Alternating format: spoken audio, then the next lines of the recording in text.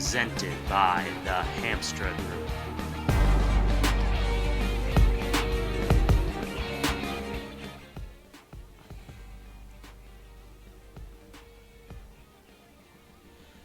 And good evening, everyone. Bob Kurtz, Bill Kay, Jeff Gastineau, and Scotty Miller here with you on the Coach's Cage. We're getting into the full swing of the winter sports season as the boys' coaches come in.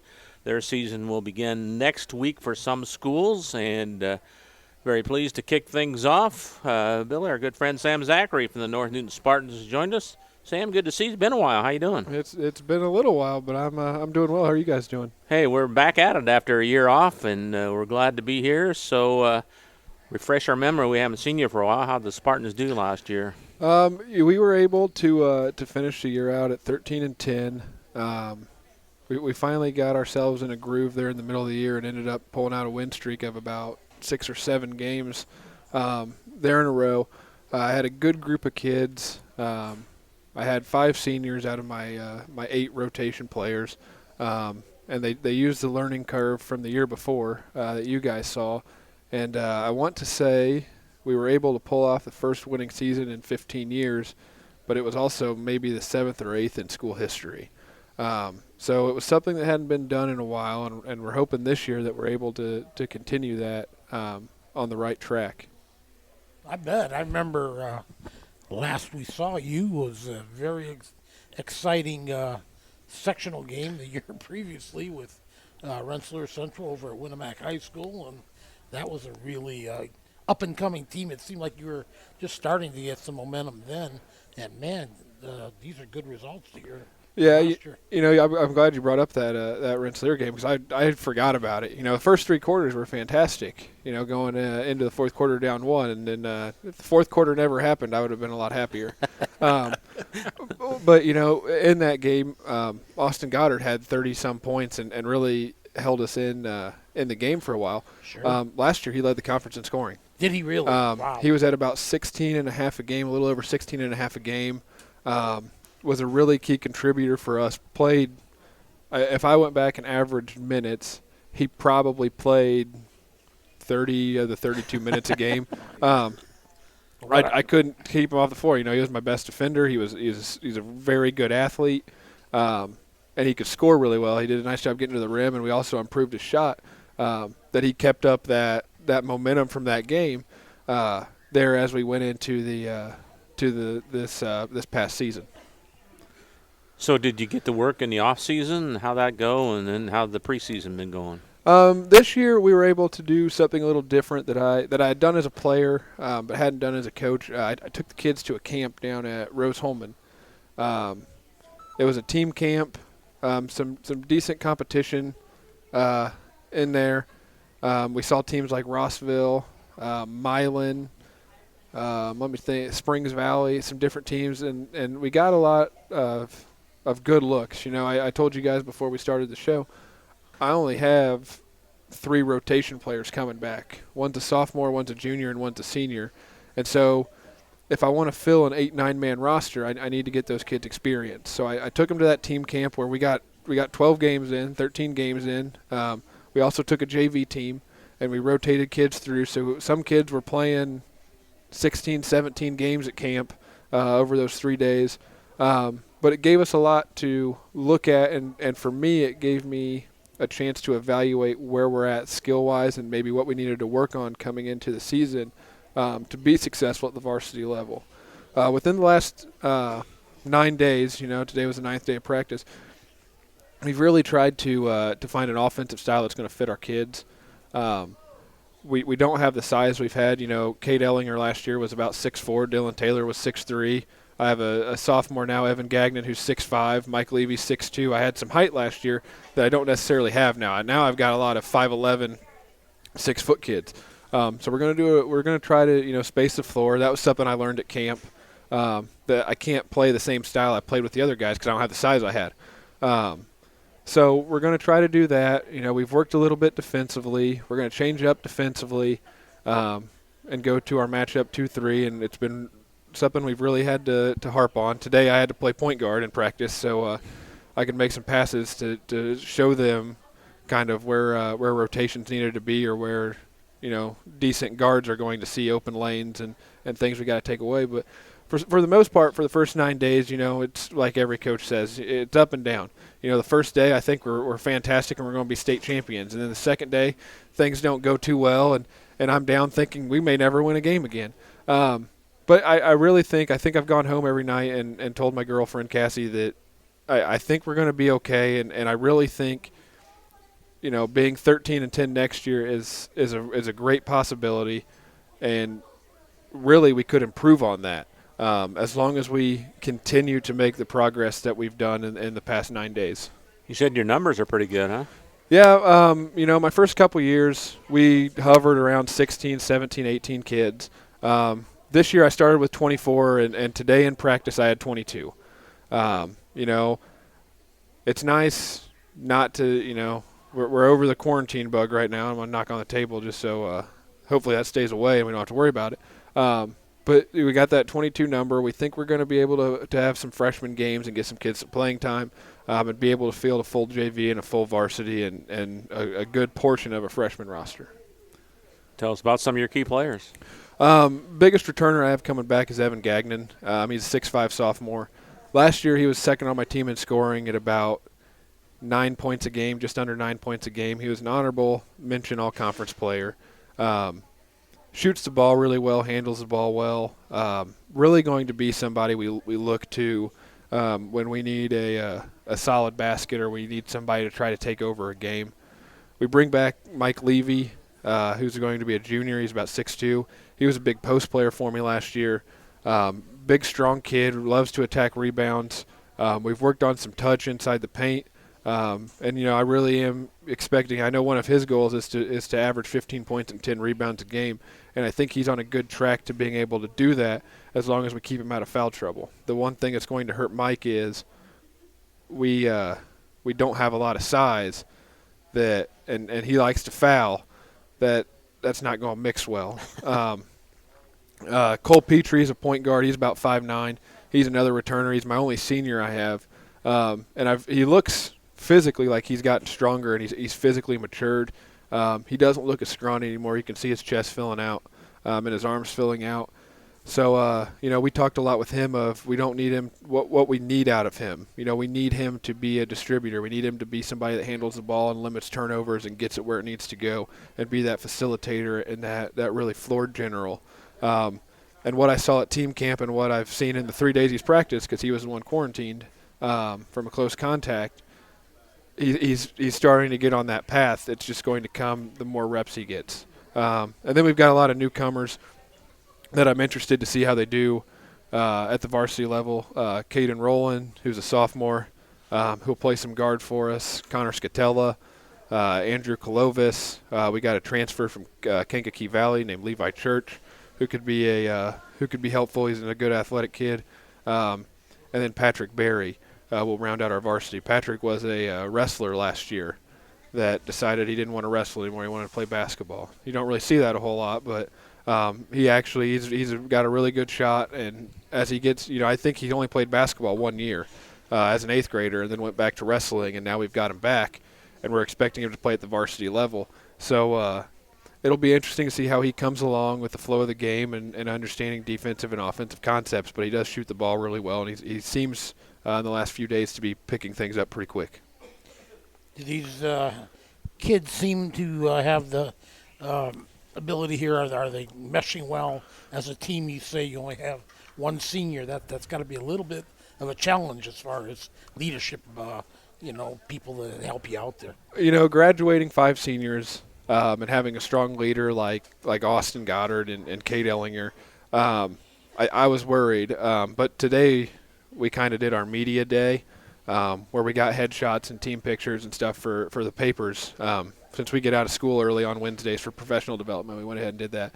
And watching the kids in the gym and talking to the photographer that was taking the pictures,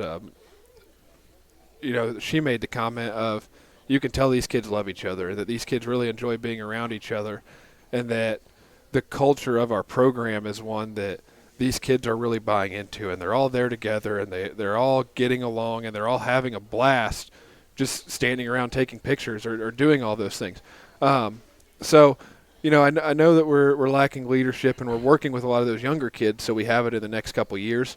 But I think we got a lot of kids that really love each other. And, you know, the other day in practice, we had a bad little spell, and I was telling him, you know, I don't want you guys to be quitters. I don't want you guys to quit when things get hard, because, you know, you're not letting yourself down. You're letting your teammates down. You're letting these guys down. And they really responded well to that. And I really think it's because they genuinely love being around each other, and they love hanging out with these guys. And they know that they want to be their best for those guys. And I'm really happy that that's the culture we have, because I've been here before where that wasn't the culture. And we had kids at each other that didn't. I mean, I was here one year where they had a kid on the floor that they refused to pass the ball to because they just didn't like him. So I'm really glad that culture is starting to change, and we've got really great kids that are allowing that culture to change, because it makes it more fun for them, and it makes it a lot more fun for me. Ultimately, that affects wins and losses too, doesn't it? Well, I really think it does. You know, last year, my first year, you know, trying to changing that culture and being the fourth coach in 4 years for some of those kids, I saw it change a little bit last year, where they understood I wasn't going anywhere, and that they wanted to meet my expectations. And I really see that taking place now. You know, I only have one senior. That means every other kid in the program has only played their high school career for me. And so they understand my expectations. They understand what I'm asking them to do, and they know I'm going to give them everything I have, and I love each and every one of them. And I want what's best for them and best for them as individuals and as a group. So I'm loving it. And when I first took the job and I left football, I was wondering if I would love it. But I really am loving it, and I'm really loving the kids. What are your expectations for your team this year? You know, I don't know. My expectations, I'd really like to see us get to about 15 wins. I'd be happy with 10. I'd be satisfied with 13. I'd be ecstatic if we could get into the 15 mark, only because I'm going to bring back so much next year. And these kids that have had a taste of success understand what it takes, and they're starting to pull each other along. And with our schedule and the way we want to play, I really think we could continue having winning seasons. You know, I've really looked at our sophomore group. I don't know that we've ever had a group in our building since the school consolidated that was able to go on a run of having, you know, 3 winning seasons in a row, or you know, graduating with a winning record overall in 4 years. And I really think that's a great expectation for our juniors and our sophomores to have, because they have the ability to do it. So, you know, I'd like to say my expectations are that we continue in the right direction. You know, and if it doesn't mean wins and losses, at least showing progress every week and showing that we're learning from our mistakes, because we are young. Tell us about the Midwest Conference. Midwest Conference is always tough. Loved it as a football coach because it wasn't as tough. But you get a lot of schools that really love basketball. You know, you go to Tri-County and you still see them wearing their Wolcott letter jackets in the front row. And they're there at, you know, if it's a 6 o'clock tip-off, they're there at 4 o'clock, 4:30. You know, it's going to be tough. North White brings back a lot with the Bushman kid and the Pogue kid, and they'll be solid. You know, I was just telling Mark, I think Mark's going to have a really good group. Mark's got a really good group of sophomores that, as they develop and mature, they've got the right amount of length and the right amount of basketball knowledge that they're going to be tough this year and in the next few years. Of course, referring to Mark Rettencourt of Tri-County. Yeah. You know, and then Frontier's well coached. You know, Bill's been everywhere, and he knows a lot. He's got Jerry Hoover on his staff that's really working with his young kids. So, you know, that's a Hall of Famer that's you know, developing some talent there. I know I'm leaving teams out. South Newton brings back a really good, strong core of seniors. Had 2 tight games with them the last 2 years. You know, one was a 2-point game that came down to a shot with 6 seconds left. Last year was an 8-point game with them. So, you know, I expect them to be solid, especially having 6-7 seniors that have a lot of varsity experience. You know, with the Cruz kids and the Salmons kids. North White. Yeah, North White with the Pogue kid and they beat us for the conference championship last year in the last week of the season. They beat us by 8 in a low-scoring game. But there's a lot of good teams that will give us a good run. And I think the one thing all the teams in the Midwest Conference have, we're all very similar in the way we play and the kids we have, and we compete really hard, and that's what makes the conference so good in basketball and makes it fun to watch no matter who's playing. First part of the season, you have a scrimmage, or you have your first game, or when's all that? We scrimmage Faith Christian tomorrow, which will be a future conference opponent in the Midwest. We scrimmage them tomorrow night at 6 o'clock. Tuesday, we kick off the season with Covenant Christian at Covenant Christian. Another team. Another new conference team. We've actually been working to fix our schedule so we don't kick off the season with a conference game.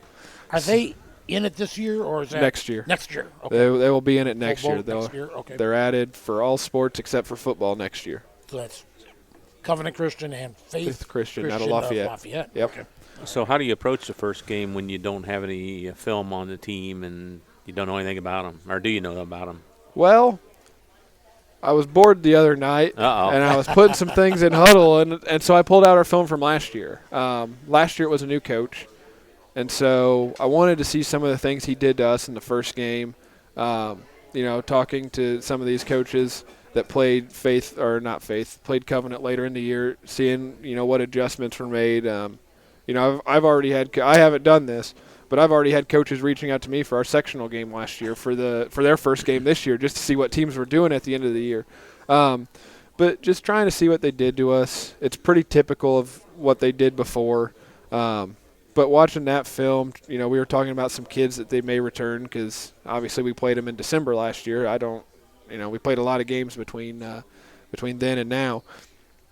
But really my biggest focus, and I've always said this, I don't really care what other teams do to us. We've got to worry about ourselves. If we can take care of the ball and we can get ourselves in the right position and we can make smart passes and we can get good shots, things should take care of themselves. And if they don't, then we just found a team that's better than us. Coaching staff, what do you got? Who you got this year? I bring back Mike Modemeyer. He's been with me all 3 years now. We were actually assistants together under Tyler Marsh when I was still at St. Joe. And then I added a new coach on staff. His name's Eric Jones. He's going to cover the freshmen. He's going to take care of the freshmen for me. He super great guy. He's really positive with kids. He's doing a great job of keeping them in line and helping them learn and develop. And Mike's doing the same. When Mike's there, Mike's been my freshman coach and my JV coach and does about everything possible I ask of him. So I got really good guys on staff. Got a couple junior high coaches that are going to help me at the varsity level as well, Julie Decker and Catherine Messer-Smith. So I got a good group of people that have been around and in practice and helping me try to get this program or sustaining the success we found last year. Sam, good to talk to you again as always, and we'll talk to you next Wednesday, okay? Yeah, guys, it's great to see you. I'll see you guys next week. All right. Sam Zachary from the North Newton Spartans, back with more of the Coach's Cage program right after this. Quality personalized dental service is what they do at Hillcrest Dental. For over 40 years, generations have relied on Hillcrest Dental for beautiful, healthy smiles. Dr. John Ayler and Dr. Jack Drone look forward to seeing you for your next dental visit. For information or to set your appointment, call 219-866-7117. That's 219-866-7117 or visit hillcrestdental.net. Hillcrest Dental is a proud sponsor of all high school athletics. Meet you at Arnie's, Rensselaer's go-to pizza and so much more. Pizza, sandwiches, burgers are here. Don't forget about dessert. Wings, cheese sticks, garlic bread too. Arnie's pizza menu has something for everyone. Dine in or carry out in the best pizza in town. Located across from St. Joseph's College in Rensselaer. Call 219-866-9999 and meet you at Arnie's. Pulver Psychological Services offers psychological counseling, consultation, and assessment. Locally owned and operated, Pulver Psych focuses on solutions for the community and serves as support for individuals, families, and organizations. Whether you're in need of personal, family, or success counseling, Pulver Psychological Services can help you reach your life goals. Increase work satisfaction, have better relationship compatibility, improve sports performance. Get in touch with Pulver Psychological Services by visiting pulverpsych.com. Working with our customers has been Kentland Bank's trademark for 87 years. We're dedicated to making your visit a lasting one, and helping you achieve your goals is our #1 priority. With 5 locations, Kentland Bank offers all loans needed for today's businesses and families, including car loans, mortgages, agriculture, and commercial loans. We're here to make your busy life less hectic by offering online and mobile banking, bill pay, and P2P payments. Member FDIC and Equal Housing Lender. Hi, this is Chuck Clark with the Underwood Insurance Agency, formerly Preferred Insurance Group. Are you tired of being sacked every month with your auto insurance bill? Do you feel you just pay your premium to your agent and never hear from them? We at the Underwood Insurance Agency work with over 10 insurance carriers to get you our best rate and coverage we can, and we pride ourselves on serving our customers like they are our family. We are conveniently located in Remington and Lafayette. We can be reached at underwoodagency.com. Reach out to us to score big savings. You're listening to The Coach's Cage, presented by the Hamstra Group.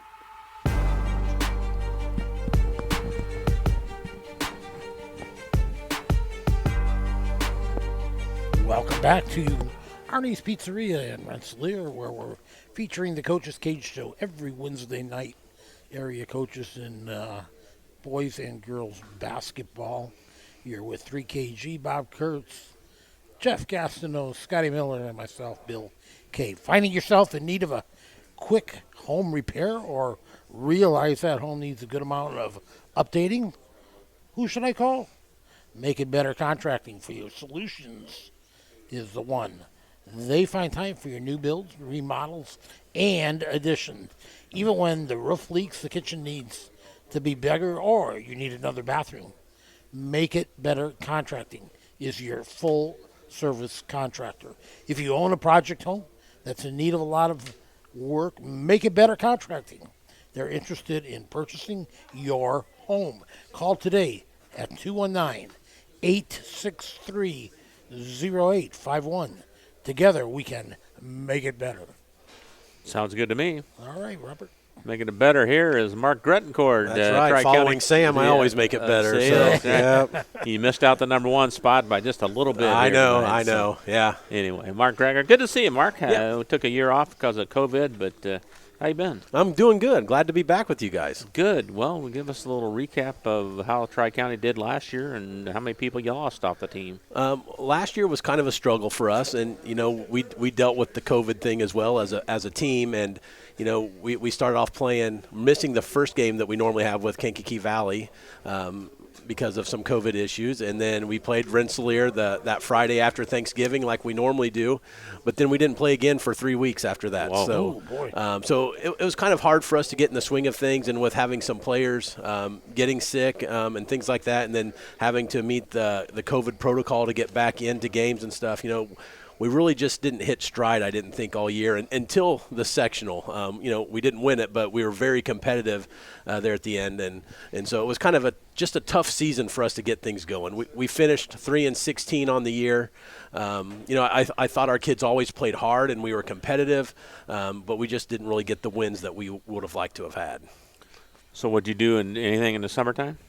Well, this summer we played in, I guess, what they would call maybe like a Lafayette League, where Coach Adams from Twin Lakes, he actually kind of did all the scheduling and stuff for us, and we played games at Delphi against Pioneer and Frankfort, and then we went to Frankfort one Monday, and we played against Seeger and Frankfurt.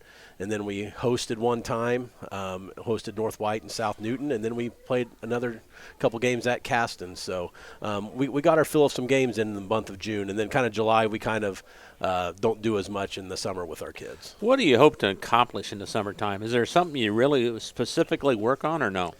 You know, there's not really anything that we specifically work on. There might be some other teams that do, but I just want our kids to get to play. You know, we share so many kids with other sports at Tri-County, and, you know, I've got kids going to baseball this night, going to football this night, so it's kind of hard to get things going. One thing we did really kind of stress was getting in the weight room and getting stronger and quicker and things like that. So that's one thing that we kind of made sure that our kids were doing. But other than that, just getting the kids together and letting them play together. You know, they're not in basketball shape when you're playing in the summer, and the kids get winded. And there were some times where we only had 6 or 7 kids because of other commitments that we had kids going. So it's kind of tough for us to kind of, you know, gauge where we're at and try to improve on a bunch of things when you don't have all your kids there at that time. Mark, you've been seeing both sides up close as far as being also a football coach. Do basketball players, do they normally spend enough time in the weight room, or do they, you know, have enough emphasis on thinking that they really need that can help them? Right. Or is that mostly for the tough guy, the football guys? That's a good question. And I would say that I think more of the football guys think they really have to be in there, and the basketball players don't necessarily always think they need to, you know. But we went over and we scrimmaged Caston, you know, and I tell you what, they were men over there. I mean, they were football players playing basketball, and they were able to move us around. And, you know, I think our kids saw that and realized that, hey, you know, for us to be successful, we're going to have to do those type of things too. And, you know, of course, Caston is in our sectional, and if we want to be competitive and bring home a sectional championship, we're going to have to get bigger, faster, stronger. And so our kids are doing that, and us as a coaching staff, we've made a commitment to getting in that weight room after practice almost every day too, to get these kids lifting and getting stronger. So hopefully that trend will continue down the road. Now, one thing changed. When we last talked to you, you were both a football and basketball coach. You had to give up football, though, right? Yes. Yep. I gave up football. You know, I was kind of asked to do that. You know, the Tri-County thought it was best for both programs for me to just do one of the sports. So just doing basketball now. So had a little more free time in the off season and got some of our basketball kids into that weight room and doing some conditioning and early morning workouts and things like that when we could. So it's been good for me so far, and, you know, I'm kind of refreshed and rejuvenated and ready to go. Now, I will say I do miss coaching the football, but, you know, that's okay. You know, one sport's fine right now. So how many guys you have out, and how the preseason practice has been going? Well, I know you asked me earlier how many we lost. We did lose 4 seniors from last year. So, and, you know, Jayden Johnson was one of those. He was our senior point guard that we had. And he was so quick, so fast. And you know, he battled an ankle injury towards the end of last year that kind of set him back a little bit. So, you know, we lost him and Dylan Matthew and Jimmy Roudabush and Chase Stern. So trying to fill those shoes is what we're going to do this year. And, you know, we've got 21 kids out right now. Man, 9 through 12. So that's pretty good, isn't it? That's okay. I would like to have more now. Of course, you guys all like that. You like to have 30 or 35. Well, probably. Yes, but, you know, I'm saying I've got 21 out, but 2 are foreign exchange students, so it's not like I'm going to have them back next year or anything like that. So when you look at it, really, it's 19 kind of in our program. So, yes, we would like to have that at a little bit more. We've got 3 seniors led by Logan Doty, Corbin Lawson. Those 2 have been 3-year starters, or will be 3-year starters for us. I remember those names. Yes, yeah, you probably do. So a lot of experience from that aspect coming back. And then we've got Elaine Cochran, another senior, who, you know, Elaine Cochran's a kid that, you know, played JV for us last year as a junior and really struggled to get playing time on the JV as a junior. But that kid has worked his tail off so far, and he's probably going to gain some minutes maybe this year. So it's a tribute to him and what he's done. And then, you know, we do bring back Nate Corbin. He's a 6'4" junior, so get a little 6'4". I know Tri-County hasn't had size in a while. My golly. I know. What are you going to do with that? I mean, we're going to find out. So, hopefully a lot, but having him back, and then we got a couple other juniors in J.P. Schemmerhorn and Will Getz and Sammy Bungeon, hopefully Vine for some time. And then we have 3 sophomores, all that lettered for me last year, so as freshmen. So holy cow! Yeah, sometimes you see some teams get 1 freshman maybe lettering, but we had 3 that lettered last year, and Eric Zarzi and Connor Ross and Kobe Baylor all contributed some last year at the varsity. Familiar Tri-County names there. They definitely are. Yep. So we've got some. We lost 4 seniors, but we've got still some pieces coming back. It's just a matter of getting all those pieces to mesh, and I really do like how our teams have adjusted and meshed together this year. So I think our cohesiveness has been really good. Expectations? Hard to put expectations, but I think we've got a deep team. I think I could go 9-10 deep with the team. Wow. And I didn't even talk about Riley Hughes. He's a freshman. I think you'll see some playing time from him as well, and he's got some really good skills. So when you can go 9 or 10 deep, we can hopefully put a lot of pressure on the ball if we need to, but with some of these young guys being freshmen and sophomores, we're going to have to learn to be patient as well at times and not just force things. So it's going to be a work in progress. Expectations, I would definitely think we have the ability to challenge for a conference championship. I know. Well, according to Zachary, you do. Yeah. Well, I think, honestly, there's about 5 or 6 teams that do out of the whole Midwest Conference. I think there's a lot of balance. And like he mentioned too, North White, they return a great senior class this year. So that's something that Coach Sipcom has got going for him. And then, like Coach Zachary said, he's got a nice sophomore, real nice player. So, and then South Newton, they've got almost, I think, everyone returning for their squad from last year. So it should be just a very good Midwest Conference, I believe. Well, he took my next question away, didn't he there? Hey, we're talking with Mark Grettencourt, the Tri-County coach. So, Mark, am I reading you right? It might take a while to get the rotations, the people playing with the right people here? Or no? Yeah, I think it's definitely going to maybe take some time for me to kind of get a feel for who's playing well with who and things like that. I think we could have a different starting lineup every night. So a lot of things could change. That wouldn't for us. bother you? That wouldn't bother me. No, I think it keeps guys hungry and keeps guys wanting to, improve. A lot of kids really think that starting is the big deal, and I understand why. You get your name announced at the beginning and things like that, but it's really the guys you can count on at the end of the game that you're really, as a coach, you're really looking forward to. Can I count on you at the end of the game to make free throws and play and not turn the ball over? So that's kind of where we're at. We're going to kind of see these first couple weeks where we stand and where these players are, and we'll go from there. So, what are the some of the highlights on your schedule? I'm looking, of course. The first week. Yeah, that's our highlights. KV, Rensselaer, boy, that's what a way to start this. It is. We start that way every year, and we really have a tough schedule at the beginning. We open up with those 2, then we go to Carroll, who was really good last year. Or Carroll actually comes to us, but they were really good last year. Then we follow that with Rossville, who's always tough, and then we have, I think, Seeger and Twin Lakes on the next weekend. Do you want me to talk with your AD a little bit? I can maybe help you out and try and change. Could you do that? Schedule. Yeah, I can do that. Could you do that? Yeah. Yeah, and then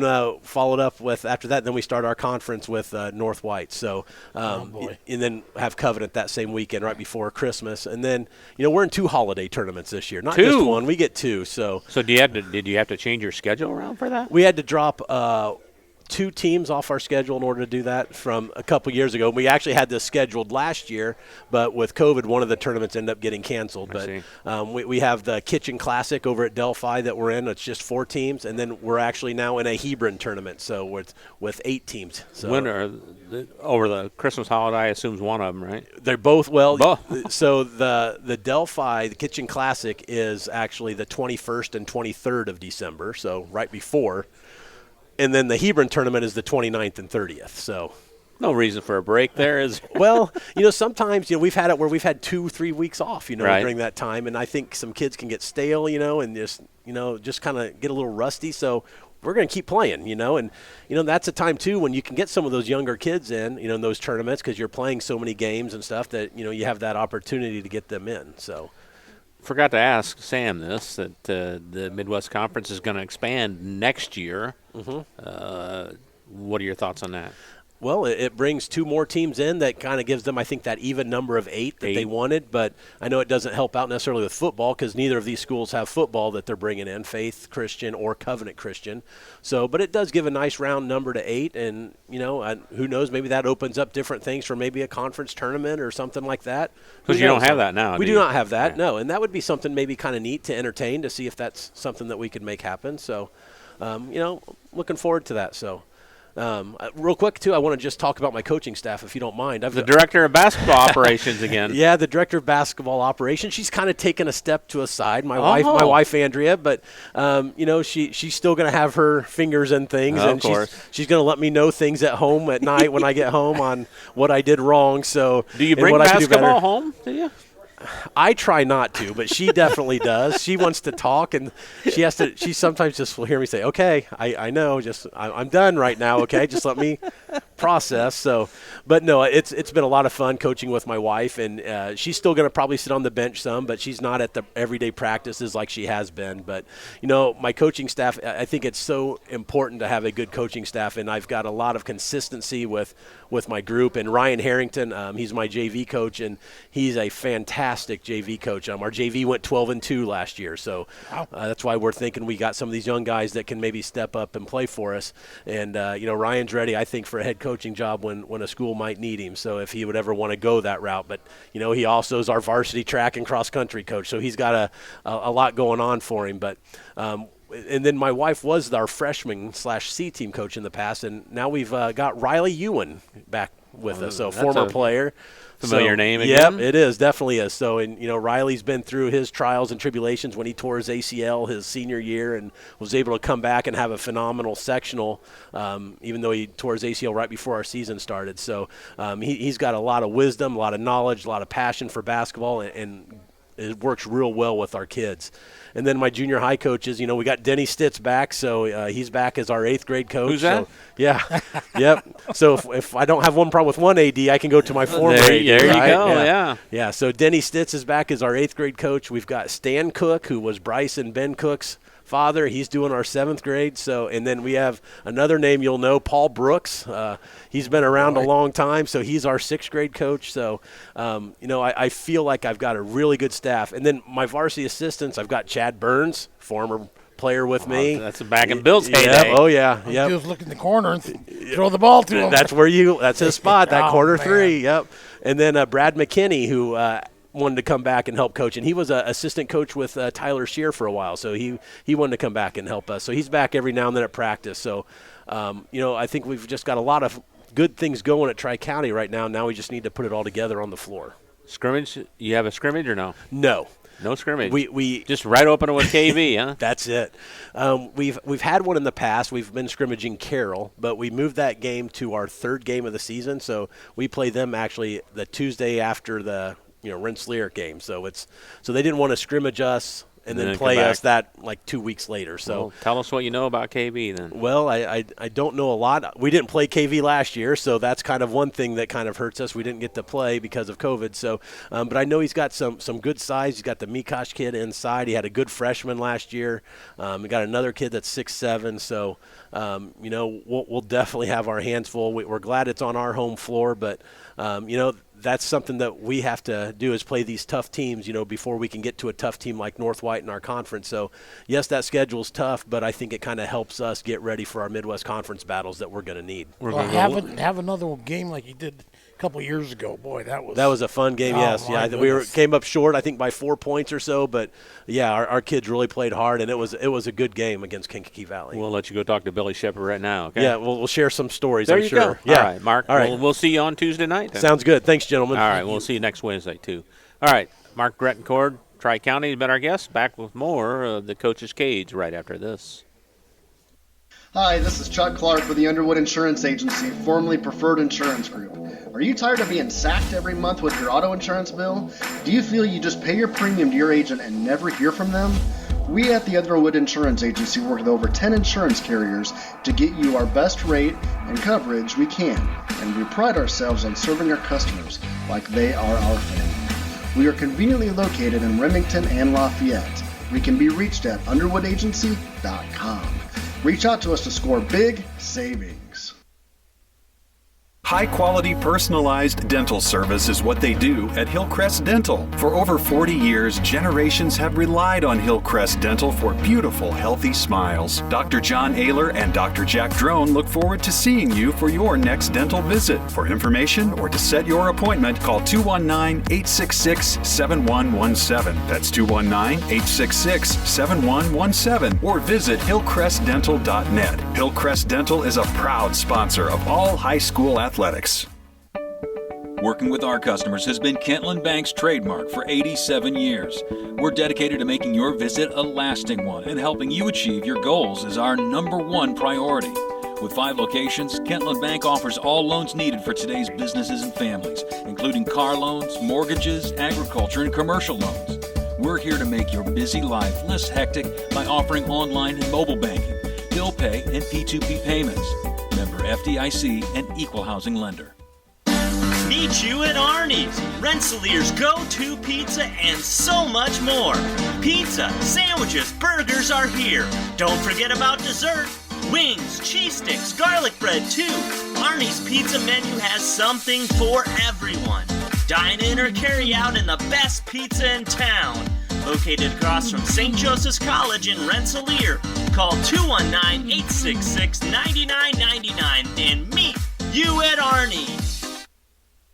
You're listening to The Coach's Cage, presented by the Hamstra Group.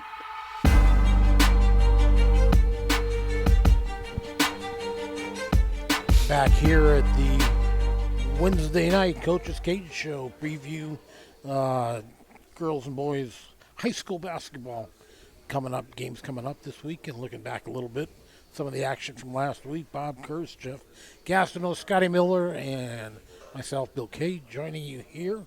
We join in 1 second with new KV coach Brandon Brantley of the girls. Really has righted the ship with 3 straight wins now. But we want to tell you, Indiana Farm Bureau insurance agent Joe Goodman has been serving the Jasper County and surrounding area since 2009. Bob Kurtz, 2009. Jeez, It's a while ago. Where were you in 2009? Same place. Haven't moved for a long time, Billy. Being involved in the area, Joe Goodman has kept his interest in making sure he provides the best insurance for his clients, whether you need life, cars, home, business, farm, and crops, or even renter's insurance. Agent Joe Goodman will keep on searching for the best policy for your valued investments. Call Indiana Farm Bureau insurance agent Joe Goodman at 219-866-4694, or you can stop in at 2570 North McKinley Avenue in Rensselaer. On the north side of Rensselaer, of course. There you go. Well, thank Joe Goodman for jumping on board with us here. He's one of our fine 3KG sponsors. You can listen to us on our website, 3kgthecage.com, or on our Facebook page at 3KG The Cage Community Broadcasting. Either way, we'll get you to the link to watch our live stream here of our coach's show and our live stream of the games. And tomorrow night? Tomorrow night. Back at Tri-County High School for one of the biggest rivals ever. Oh, my goodness. South Newton and Tri-County. Man, whenever they lace it up, any sport, you name it, those two take on each other. Sparks are flying. Now, again, they've kind of changed things up again. They were going to have a JV game against some other team. South Newton does not have a JV for their girls' team. They were going to play, Tri-County was going to play somebody else, but then found out just before we went on the air, that game has been postponed. So tomorrow night will be a varsity-only game. South Newton at Tri-County will be on the air at 5:15 Central Time, 5:30 tip-off South Newton at Tri-County. So, hey, Brandon Bradley from Kankakee Valley Girls has joined us. Brandon, how you doing? Good. How are you guys? Doing real well. Well, since we last talked, you ripped off 3 in a row on the win side. So we got 3 games to talk about. Let's go back to last Thursday. Tell us about that game. Well, we hosted North Newton, and it was nice to be back at home after playing at Valparaiso Tuesday night. We got off to a slow start, and we looked just a little uncomfortable offensively. Talked to my assistant coaches, and we kind of reverted back to some things they did a year ago. simplify the offense a little bit, make them feel more comfortable, and from there it really kind of spurred us. North Newton has a lot of size on their girls team. I mean, they're probably got 5 or 6 girls, 5'11" to 6'2", and just really take up a lot of space in their zone. And even in man, they cover a lot of ground. And, once we got some ball movement, once we got comfortable with what we were doing offensively, we took control, took the lead, and then just continued to expand it as the game went on. Ended up winning by 16, which was the same margin as a year ago, but what was more impressive was we allowed them 17 fewer points this year than last year. Means we scored less too, but at the same time, I felt really good about our defense. We started to finally trap ball screens really well and put a lot of pressure on the ball as it crossed half court. And who played well for you?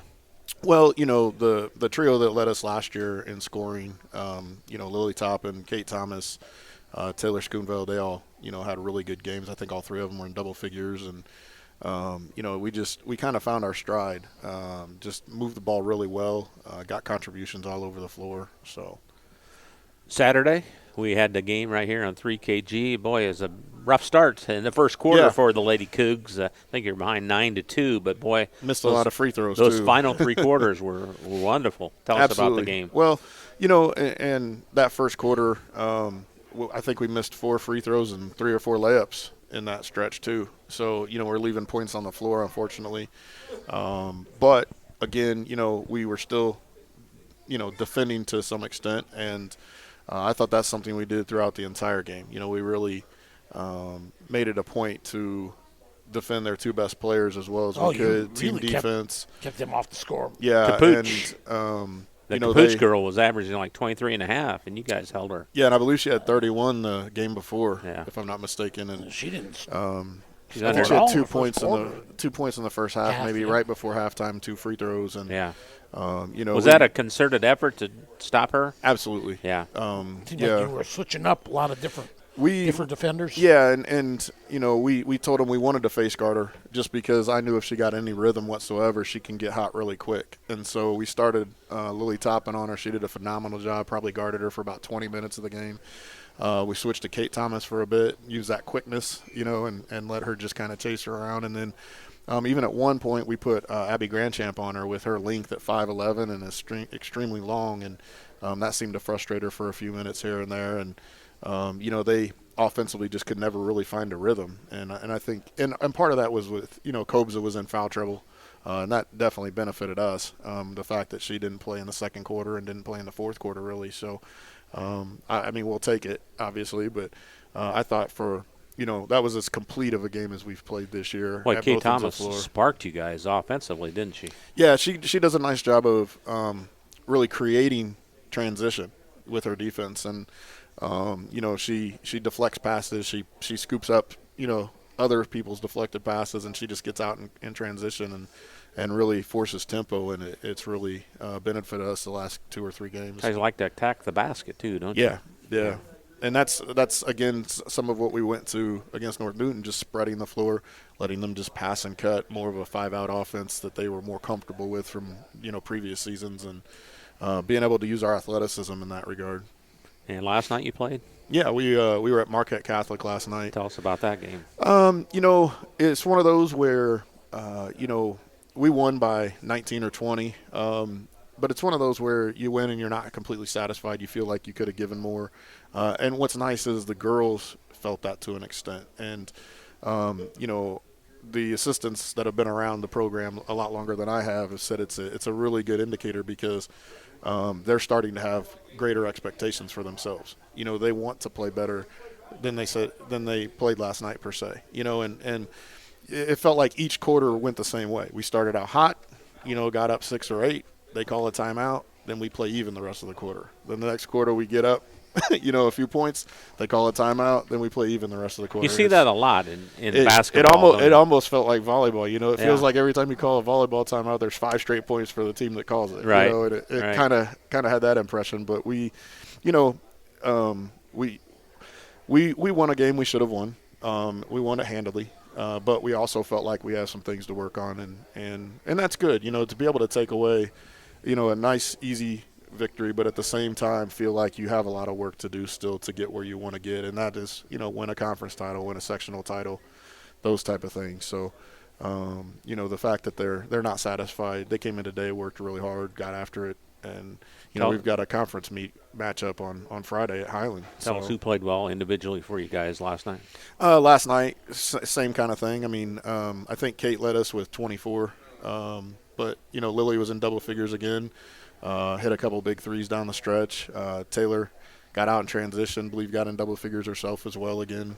She really puts a lot of pressure on teams with her speed, right? Her size, yeah, absolutely. But we also got a lot of, I tell you what I enjoy about this team is we can go 8 or 9 deep, and number 8 or 9 can get us 4, 6, 8 points here and there, And when we played Valpo last Tuesday, I mean, Marissa Howard was our leading scorer, so you get contributions from all over the place, and it's really neat to see. And I think if we can nurture that and bring that along, I mean, when obviously you're going to have 2 or 3 kids that put the ball in the hole a lot more than the others, but even that's hard to guard. But now if you can extend yourself down the bench to where 4, 5, 6, 7, 8, 9 can get you baskets, it's really hard to, if somebody wants to ever attack us with a box and 1 or a triangle and 2 or some type of junk defense, it's going to be really tough for them to say, okay, who are we leaving open? Because we do have other people that can make plays. And, I mean, you could kind of see that towards the end of the game against Couts on Saturday. I mean, Lainey Capillary and Jenna Hayes scored, about 10 or 12 points there down the stretch in the fourth quarter. And that's huge, to have those contributions. So, are you starting to, I know it's only 5 games, but is the learning process still going on for you, knowing the girls and the girls knowing you, or where are you at that point now? Yeah, it's getting better, a lot better, quicker. I told my coaches last week that if I knew a month ago what I know now, the first 3 weeks of practice might have gone a little differently. Not extremely differently, but there would have been some different kinks and stuff worked out at that point. I'm still very, very excited and encouraged about their interest in learning and growing. They ask questions. They thank you when you coach them, which is, very, very rare anymore in today's society. I've pulled girls aside in practice and said, hey, this is what I'm seeing. This is how you need to fix it, and this is why. And thanks, Coach. I really appreciate it. And you don't get that out of a lot of kids anywhere anymore, and so for them, and they're all like that. And it's really neat. They want to grow. They want to be successful. And, it's up to us as coaches to kind of lead them in that direction. And, we had a big talk at the beginning of practice today about, do you want to be good enough or do you want to be great? Because you have the talent, you have the skill to be great. Now you just have to believe in yourselves and you have to believe in each other.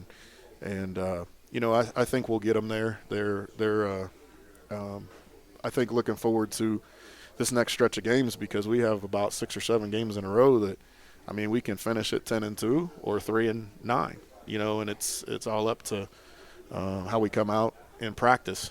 3 tough ones on the road, I'm seeing. That, yeah, conference game Friday at Highland. Then we go to Knox next Saturday, and then at Michigan City the Tuesday after that. So it's a nice little stretch here before Christmas. Probably nobody knocks your socks off, but I'm sure they're all solid squads. Oh, absolutely. I mean, and it's if you look down our schedule right now, it seems like the next handful of games, everybody's beating everybody. Everybody's 500. Everybody's 2-2, 3-2, 2-3, and they're not major margins. They're all real close 6-8 point games. And you got this team will beat this team, but this team will beat somebody else who beat this team. And there's no, the transitive property doesn't work here. So, Brandon, what we always talk about, and we always ask about the JV, how the KB Junior Varsity Cougars doing. Oh, really well. Dave Walsh is doing a great job for us. Mike Sampson's helping him out. Mm-hmm. They're 4-1 right now, and they actually played Crown Point really tough. They were down 5 and missed a layup with about 10 seconds left. They ended up losing by 7, but they, they're competing. We've got a strong sophomore group there. We'll have a junior or 2 that'll play a quarter here and there, and then 1 freshman that plays on that group as well. And they just do a really nice job of just sharing the ball and defending hard. They had have had a couple of games where they've been up, 30, 40 points at halftime. And but I really respect their sportsmanship and their restraint and how they handle the second half. They come out and they, Coach will tell them, hey, don't go outside the three-point line to defend. Don't shoot anything but layups and free throws. And he's Thank very for that specific. mercy rule, right? Yeah. Well, but I think it's still, you still have to respect the game, Sure. respect your opponent. Absolutely. And show some ethics in it. And they've done a really nice job with that because they don't press. They don't Right. press to get into those situations. It's just sometimes you run into, short squads that maybe only have 15 kids on their entire high school team, and you end up having some freshmen who might not be ready for JV or something playing JV in those situations. So when's your next game? This Friday at Highland. At Highland, okay. Yep. Brandon, I think I can speak for Bob. Boy, we were so impressed for that being a Saturday matinee game.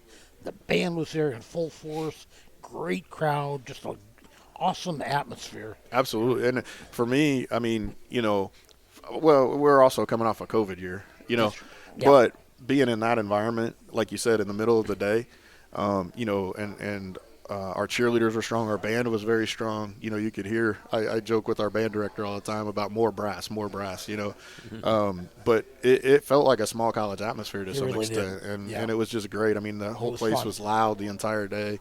And it's fun to be in those atmospheres. So it kind of felt like almost like a tournament environment to a degree. Brandon, appreciate you coming in tonight, and good luck, and we'll chat with you later on the season, okay? Thank you, Jim. Have a great holiday. All right, you too. You too. Thank Brandon Bradley, Kankakee Valley girls basketball coach. Back with more of the Coach's Cage right after this. Meet you at Arnie's, Rensselaer's go-to pizza, and so much more. Pizza, sandwiches, burgers are here. Don't forget about dessert. Wings, cheese sticks, garlic bread too. Arnie's pizza menu has something for everyone. Dine in or carry out in the best pizza in town. Located across from St. Joseph's College in Rensselaer. Call 219-866-9999 and meet you at Arnie's. Working with our customers has been Kentland Bank's trademark for 87 years. We're dedicated to making your visit a lasting one, and helping you achieve your goals is our #1 priority. With 5 locations, Kentland Bank offers all loans needed for today's businesses and families, including car loans, mortgages, agriculture, and commercial loans. We're here to make your busy life less hectic by offering online and mobile banking, bill pay, and P2P payments. Member FDIC and equal housing lender. High-quality personalized dental service is what they do at Hillcrest Dental. For over 40 years, generations have relied on Hillcrest Dental for beautiful, healthy smiles. Dr. John Ayler and Dr. Jack Drone look forward to seeing you for your next dental visit. For information or to set your appointment, call 219-866-7117. That's 219-866-7117, or visit hillcrestdental.net. Hillcrest Dental is a proud sponsor of all high school athletics. Finding that missing shin guard, remembering whether it's a home or away game, getting the right kid to the right playing field on the right day. Why are simple things sometimes so complicated? Thankfully, with auto owners, insurance doesn't have to be one of them. We work with independent agents who keep insurance simple so you can worry about more important things, like not being that fan. Oh, come on, Ref! That's simple human sense.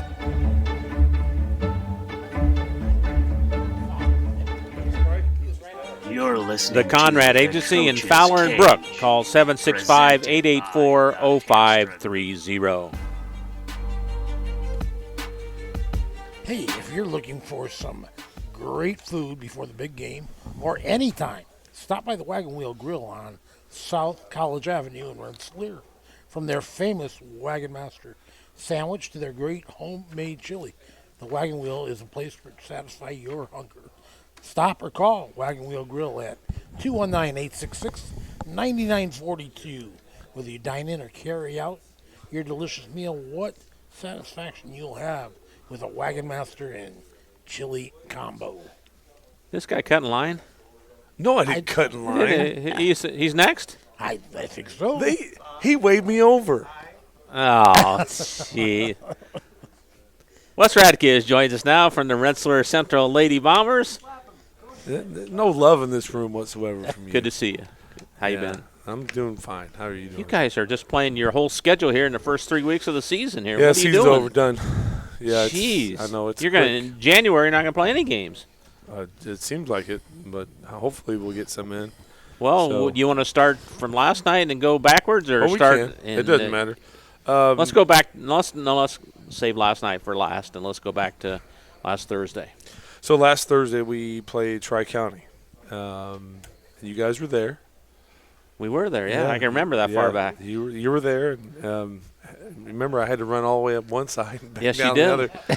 That's a good little workout, That was isn't a it? good workout for this old Especially fella after right be here. yelling the whole game. Yeah. So, but we came out that first quarter and just really were clicking pretty good, and the girls were pretty hyped and tuned in, and we put the pressure on them early, and into that first quarter it was 28-3, and the girls were looking really good. Jessie was shooting the ball good. Ayler was playing well, and it was just a nice place, a nice spot to be in for once there in that first quarter, and really after that never really looked back much.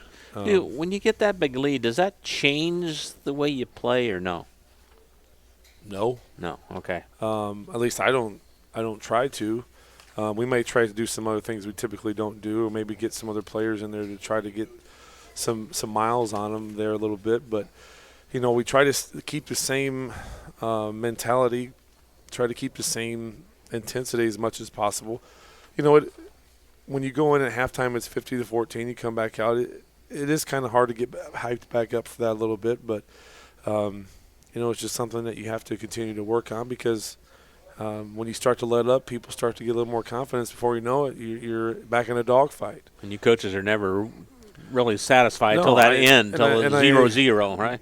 Well, they never should have a point to begin with anyway. That's just my philosophy with it, and I've yet to accomplish that yet. But haven't pitched a shutout yet, huh? No, and it's just the mentality that I have. It's just the mentality that I've always had. Even when I played, it was just that way, and we try to push that in the girls as much as possible, and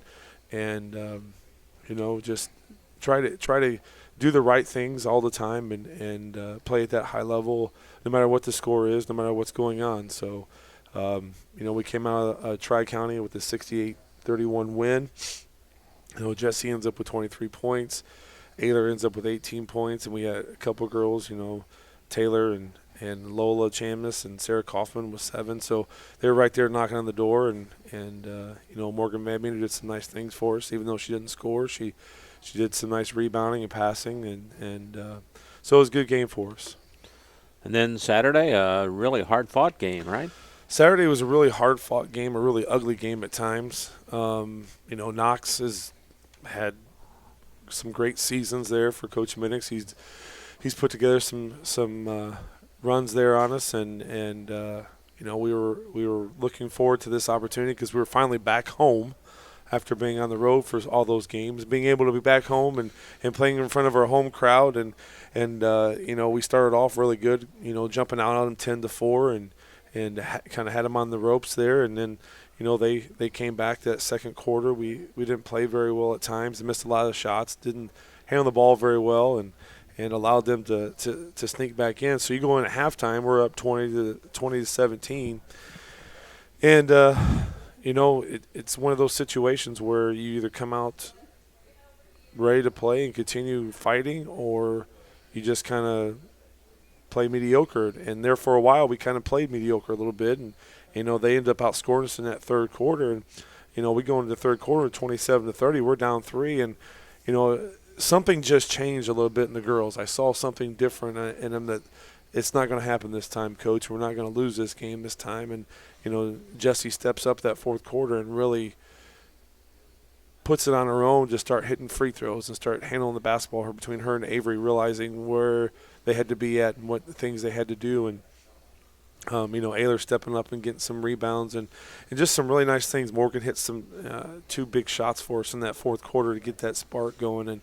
And so we were able to do that and put some runs together and turn them over. And, we ended up winning 46-42 in a hard-fought game against a a big team and a team that's, like I said, had a lot of success the past couple of years. Probably nice for your confidence to win a close game like that, especially making free throws at the end, right? Oh, absolutely. That's always good for us, and that's something that we talk about. Every coach that's ever coached talks about how important free throws are, and that was definitely a game where it came true that, you know, hitting those free throws are what separates us from winning and losing.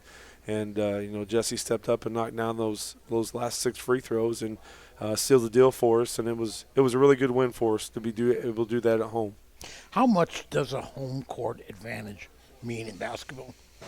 Well, I used to think it used to mean a lot, but since we traveled so much lately, it's kind of you just got to be ready to play no matter where you're at. These kids now play a lot of AAU. They play a lot of different sports, different places, and you know, that home field advantage is always nice because you practice there every day and do all that stuff. But you got to bring your game every night, and whether you're at home or you're away, you got to bring it. And for us, it was just good because we had been on the road so much to be able just to get back in front of our home crowd and just be in some familiar confines there. And we didn't necessarily shoot the ball very well, so that wasn't in our favor and as far as that goes. But you know, it was a nice place to be in and be excited for the girls to win that game.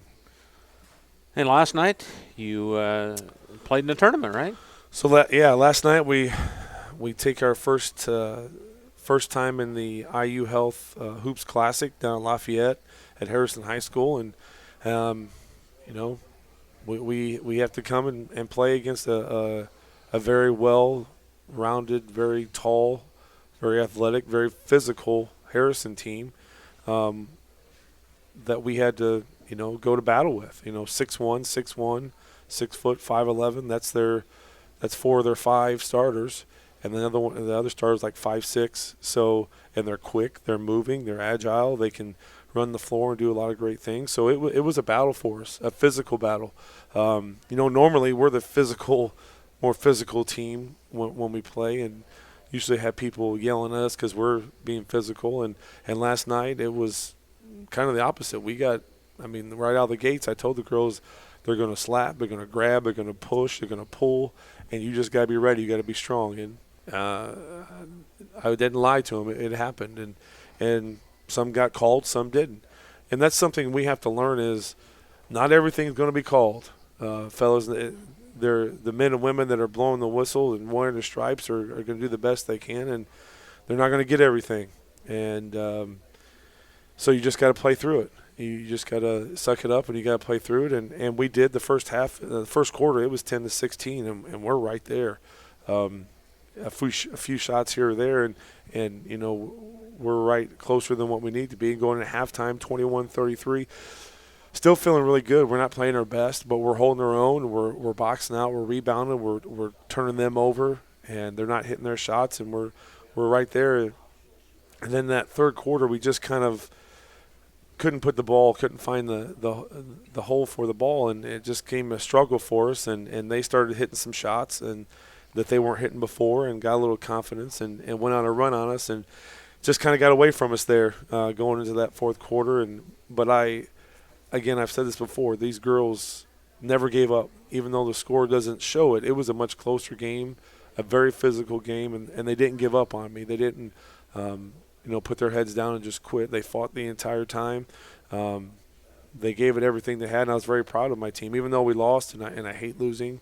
You know, we learned a lot of things from this game. We learned how we've got to get better. And we learned that we can compete with these bigger teams, 4A, whoever it is. We can compete with them and make a game out of it. Did you mention who played well for you? You know, Jessie scored 22 points. And, you know, she was trying to do a lot of things. Avery got in some foul trouble early on, so she wasn't on the floor at times. Morgan Van Meter came in, she was on the floor and got in foul trouble, something that I told her early on, you got to be on the floor more, so we got to readjust that so she's not getting so much foul trouble. But some of that is, she's trying to help other people out and get in the wrong rotation, Gets a little frustrated and reaches, so that cost her some. But she had 7 points, and Taylor Van Meter came off the bench as a freshman and scored 10 points for us. And then it kind of got tight on us with people just not being able to hit some shots that normally have in the past. And Ayler went from having some good games with scoring, but I tell you, last night she only scored 3 points, but she played almost the entire game against those two big girls that are 6'1", and held her own the entire time of trying to keep them off the boards and doing those things. So, it was just one of those games where the shot just wasn't falling in our favor, but we played hard the entire time, and everybody said, Coach, there's something different about your team this year. Whatever you're doing with them, they're a different team of what you had in the past, and they don't quit, they don't give up, they play hard. So, like I said, 47-68 wasn't the outcome we were looking for, but very excited for some of the things that we saw and the improvement we're going to continue to do and work on. I thought Ayler seems to me, Coach, that she has almost reinvented herself a little bit here. She seems so much more aggressive, looking to score, and just good things that you want to see out of a player, as they mature. Yeah, and again, there's some things there, like last night. There was a couple times we had been working with, the 10, 12-foot jump shot, who previous game she was hitting, and last night she kind of passed it up a few times to try to draw those bigger girls out.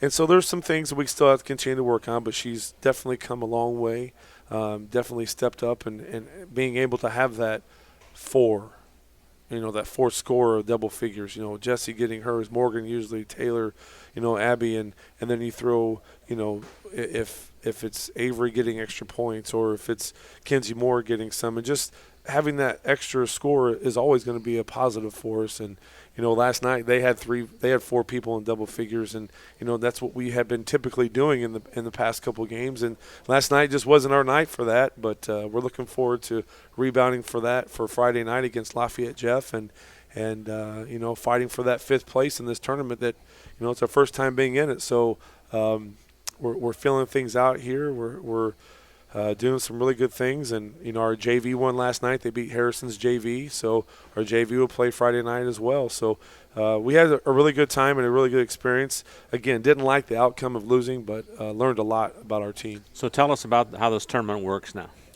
So now we will play. So Lafayette Jeff beat. Lafayette Jeff lost to Twin Lakes, so Twin Lakes now plays Harrison at Harrison. And we play Lafayette Jeff at Harrison, and then Central Catholic and Central Catholic and BC play at Harrison. Play at McCutcheon, and McCutcheon and West Lafayette play at McCutcheon, and then we play. If we win, we play the winner of West Lafayette and McCutcheon. If we lose, we play the loser of that game. Saturday. Sometime, right? It'll be Saturday, yeah, and just depends on what time. So Friday night we play at 5:00. So 5:00 Central Time, Friday night we play, and then our JV plays after us. So it's kind of a reverse role there, but we play Lafayette Jeff. It's going to be a good contest for us. We played them last year for the first time ever, so this will be our second time playing them, and again, playing athleticism, playing against a bigger school. They've got some experience and some quickness that we've got to be able to match, and some energy, and so again, it's going to be another great challenge for us. And you're probably good. You got to see him last night, right? Right. And since I've taken over, this is what I've been trying to get us to be in, something to play like this, some competition that we can. Sometimes you take your whippings like this, but it makes you a stronger and a better team, and I'd rather have us playing that kind of competition as to playing, teams that we're just walking all over all the time, that we're not gaining anything or getting any better. So this tournament is great for us, and we're having a really good time in it. And in that tournament, Morgan Van Meter won our award for academic award for having a 4.0 GPA. That's not bad. Shabby. Wow. And when you look at my team, all of them are academically scholars. They're all just up there. You're splitting hairs when we start talking about some of their grade point averages, and the girls do a wonderful job, great student athletes, and they know that they have to get their schoolwork done first. But, that was a great award she won last night of being recognized for that. What's ahead next week? So then after Friday, Saturday, we play Tuesday against North White. and Coach Heimlich's going to have his team ready to go, and it's going to be at home before Thanksgiving, and looking forward to that and getting prepared for that as well. His team's got us a few times there in the close battles, and so it's going to be a good one for us, another good home test for us, and looking forward to that challenge. Tell us about the JV. How are they doing now? Again, they're moving right along. Coach Van Meter has got them playing pretty good, and again, they won last night against a Harrison team that had us outsized and outmatched as far as the amount of players, and we came out, and the girls just never looked back. They won it by 20, if I'm not mistaken. They hit 7 threes and just, playing really well. Got some freshmen, some sophomores on there, some juniors, and they're really doing a nice job. They're all clicking really well, and some of them, have to help me at times in the varsity to give some of these girls a breather. And that's the kind of confidence I have in that team is, I can put one of them or two of them on the floor to give Jesse a breather, to give Avery a breather that we haven't been able to have that in the past. So it's a nice group of kids. They're doing a great job, and they're fun to watch. And they scored. You were impressed with how many points they scored against Tri-County, right? Against Tri-County, yeah, certainly. Yeah, 68 or something? Yeah, 68 points in a JV game. They can put the ball up, and they can put it up quick. But now they're in the winners bracket, right? Yeah, so there's not actually for the JV, they just play 2 games. Okay. So they played last night, and they'll play Friday, and then they won't play Saturday because of the amount of gym time and all that with the varsity teams. But, so who will they play on Saturday then? I believe they play, if I'm not mistaken, Lafayette Jeff's JV team because they beat Twin Lakes' JV team because they only played half of a game, I believe, because Twin Lakes didn't have enough players. So I believe we play Lafayette Jeff. Both teams do on Friday, so we're looking forward to two wins and seeing who we play on Saturday, and looking forward to that as well. Could be a conference opponent. Are you happy with the way you're playing the first 6 games of the year here? I am. I'm extremely happy. I told the girls that today. I'm very proud of them, the way they're playing. But, and I know us coaches get a little greedy. Oh, yeah. Here we go. We can't get complacent. We can't get satisfied. We got to stay focused and the task at hand is not complete. We have that unfinished business that we have to continue to finish and work on, and we won't be satisfied until we're standing on that ladder, cutting down a net, and watching these girls celebrate. And each game is getting us more and more prepared for that, and that's what we're looking forward to. Wes, good luck, and we'll see you next week, all right? All right, thank you, gentlemen. Wes Radke from the Rensselaer Central Bombers, back with more of the Coach's Cage right after this. High-quality, personalized dental service is what they do at Hillcrest Dental. For over 40 years, generations have relied on Hillcrest Dental for beautiful, healthy smiles. Dr. John Ayler and Dr. Jack Drone look forward to seeing you for your next dental visit. For information or to set your appointment, call 219-866-7117. That's 219-866-7117. Or visit hillcrestdental.net. Hillcrest Dental is a proud sponsor of all high school athletics. Pulver Psychological Services offers psychological counseling, consultation, and assessment. Locally owned and operated, Pulver Psych focuses on solutions for the community and serves as support for individuals, families, and organizations. Whether you're in need of personal, family, or success counseling, Pulver Psychological Services can help you reach your life goals. Increase work satisfaction, have better relationship compatibility, improve sports performance. Get in touch with Pulver Psychological Services by visiting pulverpsych.com. Working with our customers has been Kentland Bank's trademark for 87 years. We're dedicated to making your visit a lasting one, and helping you achieve your goals is our #1 priority. With 5 locations, Kentland Bank offers all loans needed for today's businesses and families, including car loans, mortgages, agriculture, and commercial loans. We're here to make your busy life less hectic by offering online and mobile banking, bill pay, and P2P payments. Member FDIC and equal housing lender. Hi, this is Chuck Clark with the Underwood Insurance Agency, formerly Preferred Insurance Group. Are you tired of being sacked every month with your auto insurance bill? Do you feel you just pay your premium to your agent and never hear from them?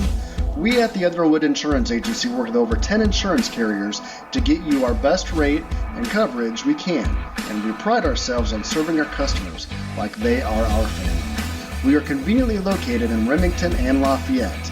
We can be reached at underwoodagency.com. Reach out to us to score big savings.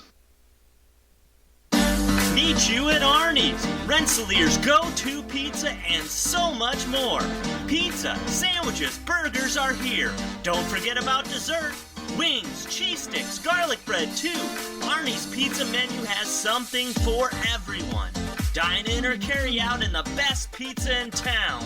Located across from St. Joseph's College in Rensselaer. Call 219-866-9999 and meet you at Arnie's.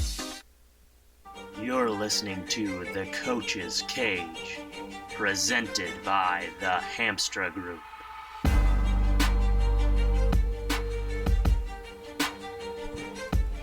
Welcome back to Arnie's Restaurant here on College Avenue in Rensselaer. Come on, join us any Wednesday. The Coach's Cage Show, preview area high school basketball, boys, girls action with all of our favorite coaches, Bobby. Boy, we get Absolutely. A great We do. We appreciate them coming in and spend some time with us. Joining us here in a second will be Joseph Keller for the South Newton Lady Rebels. But right now I want to tell you, finding yourself in need of a quick repair or realize your home needs a good amount of updating, who should I call? We'll call Make It Better Contracting for your overall home improvement solutions. They'll find time for your new builds, remodels, and additions. Even when the roof leaks, the kitchen needs to be bigger, or you need another bathroom, Make It Better Contracting, your full service contractor. If you own a project home that's in need of a lot of work, Make It Better Contracting is interested in purchasing your home. Call today, 219-863-0851. Together we can make it better.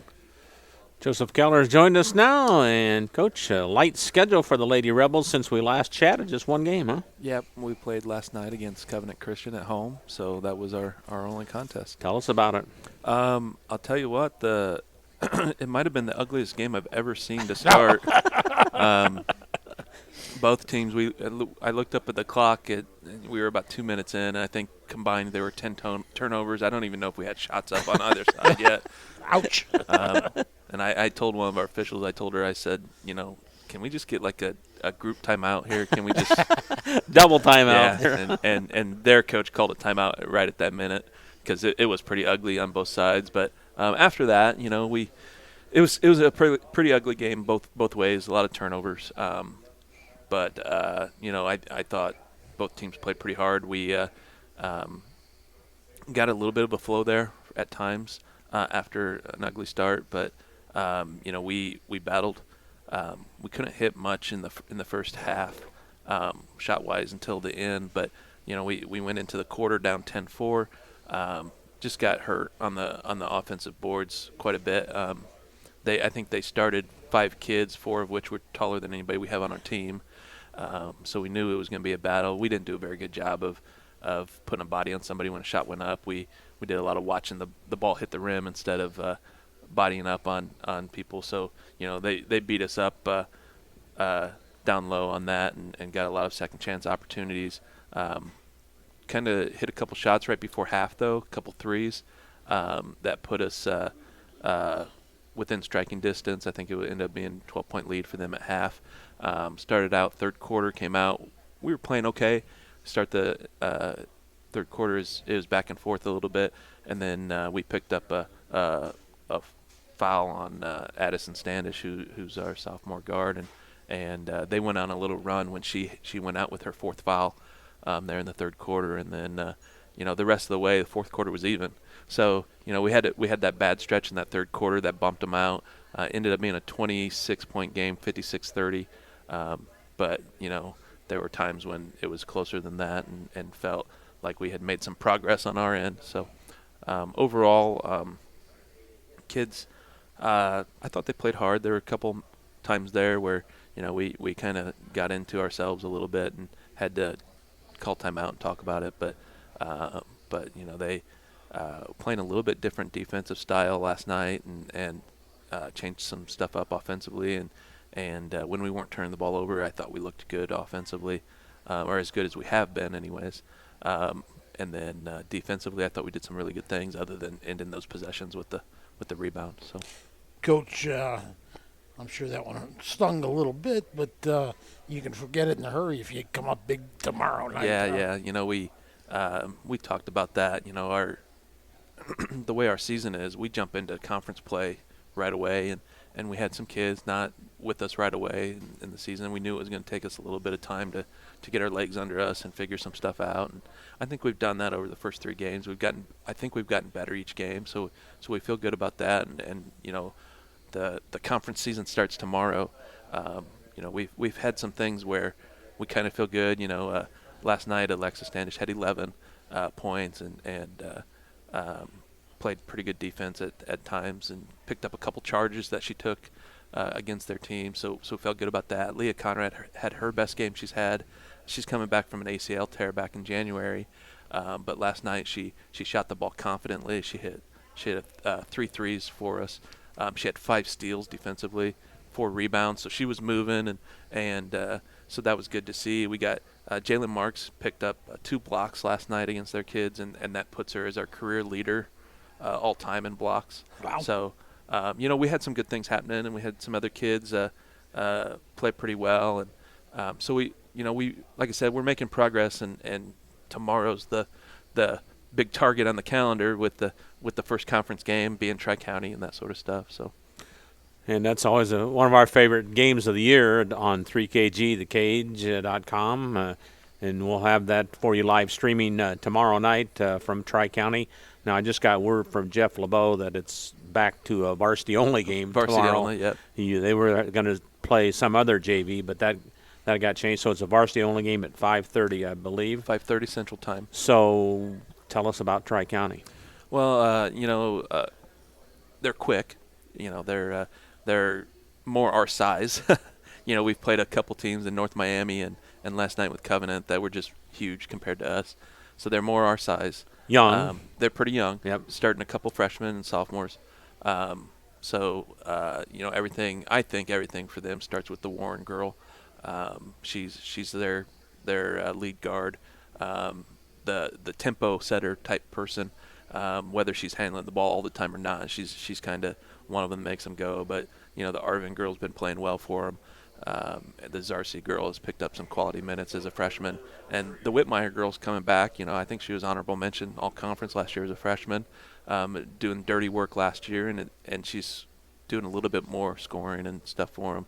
They're just getting some solid contributions from kids up and down the lineup. So it'll be an interesting matchup because, like I said, I think we've been playing better, and we've got some kids who have done some things that are starting to feel better about where they're at offensively and defensively.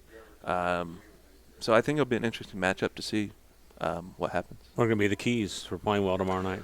For us, the first thing is we have to stay out of foul trouble.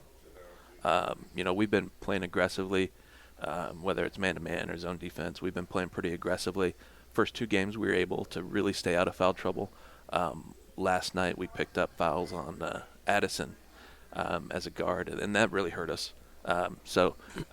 When she's out of the game, we don't play as well, and simple as that. So we have to keep her in the game, and we don't have the quality depth behind all our kids. We don't go 12 deep. We've got 12 kids on our roster, but to be honest with you, we're looking to play 8 or 9 of those in most games. We just have some kids that have never played before on that roster and that sort of stuff. So for us, if we have to dig into the 9th and 10th person on our bench, it's trouble against a quality team.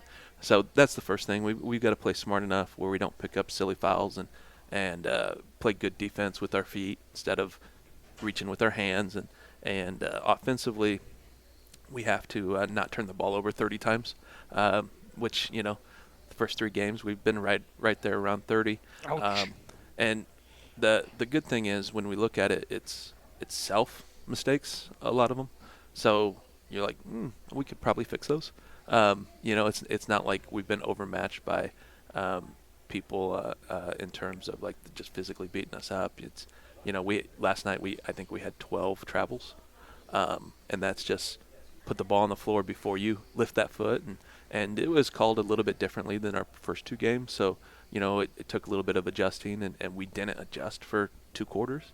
And that's the thing we'll have to do because no team can be successful turning the ball over 30 times. So we have to limit that and then be confident. We've had some moments where we look at like a confident team and we play well offensively and defensively when we do that. We've had some good contributions from kids. We had a kid, Josie Vogt, has stepped into a couple jump shots for us. We've had Jalen Marks has done some stuff offensively for us. And then Alexis and Addison driving to the hoop have been pretty good. And with the Conrad girls both feeling pretty good about their shot last night, and hopefully that'll carry over. If they play confidently all game, stay out of foul trouble and not turn the ball over, we've got a good chance. As good a chance as any. So, what's the rest of the schedule for this week or the first part of next week? So we've got tomorrow at Tri-County, and then Saturday we go to Fountain Central, and then we're off until after Thanksgiving. So. Okay.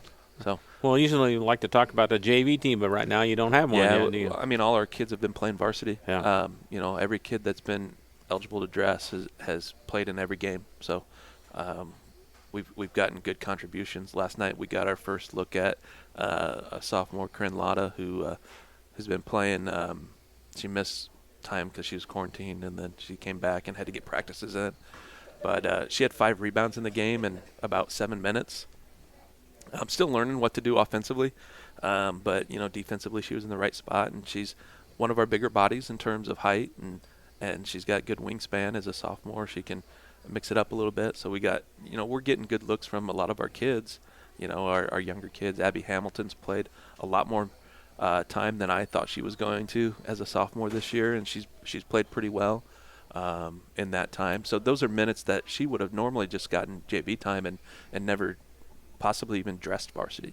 And because we've had people out and she's played well enough for it that she's gotten that time at the varsity level. We'll get Megan Wright comes back tomorrow. She'll get her enough practices in with today for her to be able to play tomorrow. I don't know how much she'll play, but that'll help us a little bit because she's quick and can play good defense. And she's one of those kids that she might not be the most skilled kid in the world, but she's going to try, and she's not afraid. So she'll mix it up. And for someone who's her size, she's not afraid to battle the big kids and that sort of stuff. So we're excited to get closer to having everybody and being healthy. So, in terms of JV, we're probably not going to be able to play much JV we won't be able to play on the same night. But we'll try to pick up some games possibly on separate nights and do what we can. But for a little while, it's not going to happen, and we'll see where it takes us. But if all our kids are playing at the varsity level, and there's not much extra time beyond that to go around anyway, so we'll see. We'll see you tomorrow night, okay? Yeah, we'll be there. So. All right. Joe Keller from South Newton Lady Rebels, back with more of the Coach's Cage right after this. This is Chuck Clark with the Underwood Insurance Agency, formerly Preferred Insurance Group. Are you tired of being sacked every month with your auto insurance bill? Do you feel you just pay your premium to your agent and never hear from them? We at the Underwood Insurance Agency work with over 10 insurance carriers to get you our best rate and coverage we can, and we pride ourselves on serving our customers like they are our family. We are conveniently located in Remington and Lafayette. We can be reached at underwoodagency.com. Reach out to us to score big savings. Meet you at Arnie's, Rensselaer's go-to pizza and so much more. Pizza, sandwiches, burgers are here. Don't forget about dessert. Wings, cheese sticks, garlic bread too. Arnie's pizza menu has something for everyone. Dine in or carry out in the best pizza in town. Located across from St. Joseph's College in Rensselaer. Call 219-866-9999 and meet you at Arnie's. High-quality personalized dental service is what they do at Hillcrest Dental. For over 40 years, generations have relied on Hillcrest Dental for beautiful, healthy smiles. Dr. John Ayler and Dr. Jack Drone look forward to seeing you for your next dental visit. For information or to set your appointment, call 219-866-7117. That's 219-866-7117 or visit hillcrestdental.net. Hillcrest Dental is a proud sponsor of all high school athletics. Working with our customers has been Kentland Bank's trademark for 87 years. We're dedicated to making your visit a lasting one, and helping you achieve your goals is our #1 priority. With 5 locations, Kentland Bank offers all loans needed for today's businesses and families, including car loans, mortgages, agriculture, and commercial loans. We're here to make your busy life less hectic by offering online and mobile banking, bill pay, and P2P payments. Member FDIC and equal housing lender. You're listening to The Coach's Cage, presented by the Hamstra Group.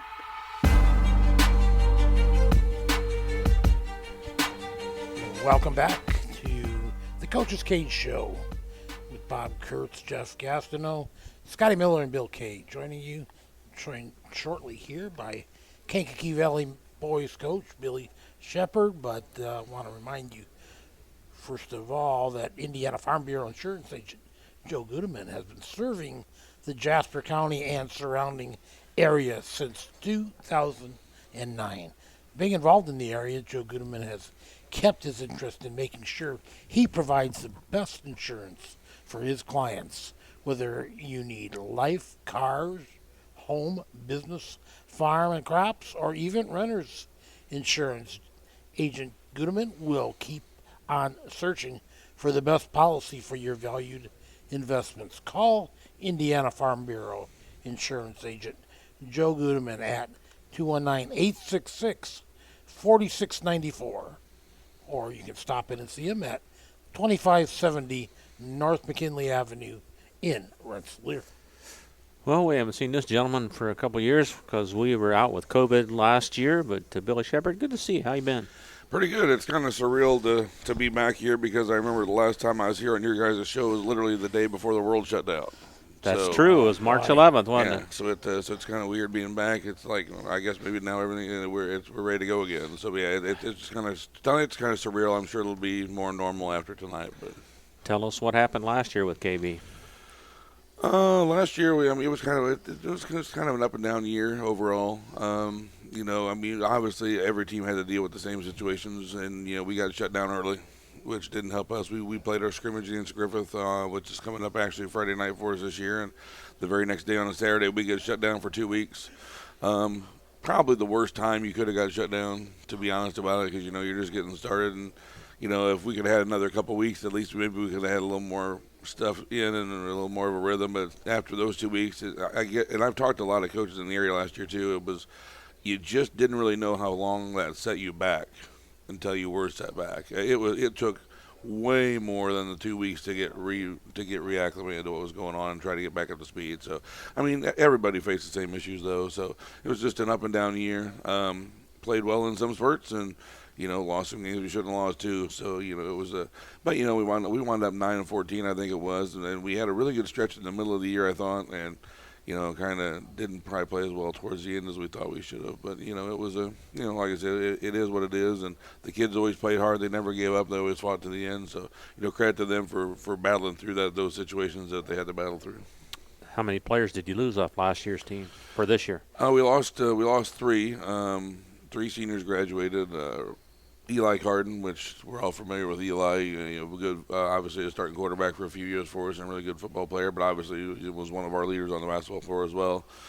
Matt Caldwell, a couple-year starter for us at the guard spot, he graduated, and also Riley Jordan was one of the guys off the bench for us as a senior last year. So those 3 have graduated, and obviously we got a bulk of our guys returning, so we're kind of excited for what lies ahead. What'd you do in the summertime? Summer we were an entrant for the first time in the Chesterton Summer League, which was a great experience for our kids. Going and playing up against those region big schools every week was a huge benefit for us, especially with all the guys. It really gave us, all the guys we had coming back, it gave us an opportunity to try some different lineups and different groups out there too. So we played in the Chesterton Summer League in June on Tuesday nights. It was a couple games up there every night, and our varsity and JV did that. So it wasn't just a varsity thing. And then we wound up going to Super Hoops at the last weekend in June.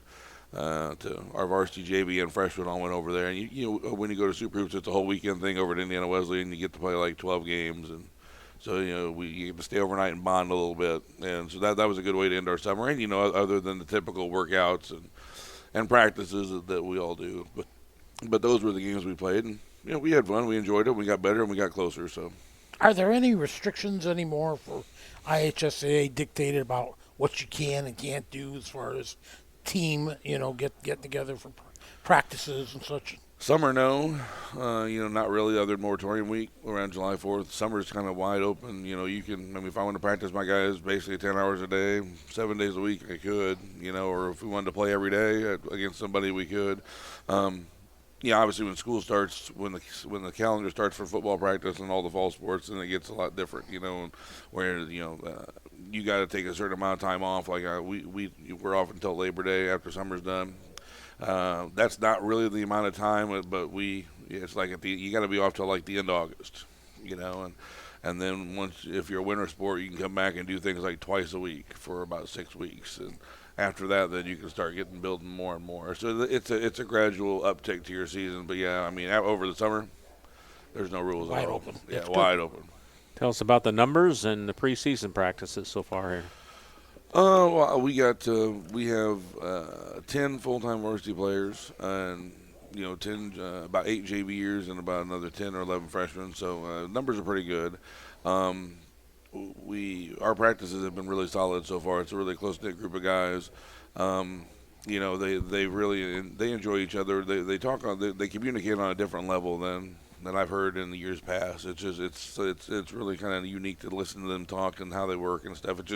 You can kind of tell they've just been on the floor together for years. So practice has been going well. Numbers are good out there. We're kind of ready to go, but we're not ready to go at the same time. As a coach, there's always another 100 things you like to do before the first game. But we got our scrimmage against Griffith on Friday, and we'll see how we look. But I think we're pretty excited. I think we're looking forward to what we can become, and we'll see if we realize it or not. Is it that here or at Griffith?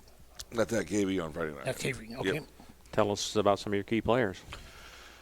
Well, we got a lot of guys that this year I think they would like to have as kind of a big year for them. Obviously when you're looking at our seniors, I think Nick Mikosh is one of our key returners. He's been a 2-year varsity player. This will be his 3rd year now.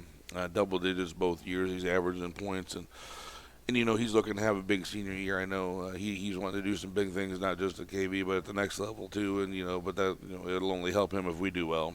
And he's a 6'4" senior that can play inside, outside. So we're going to lean on him a lot.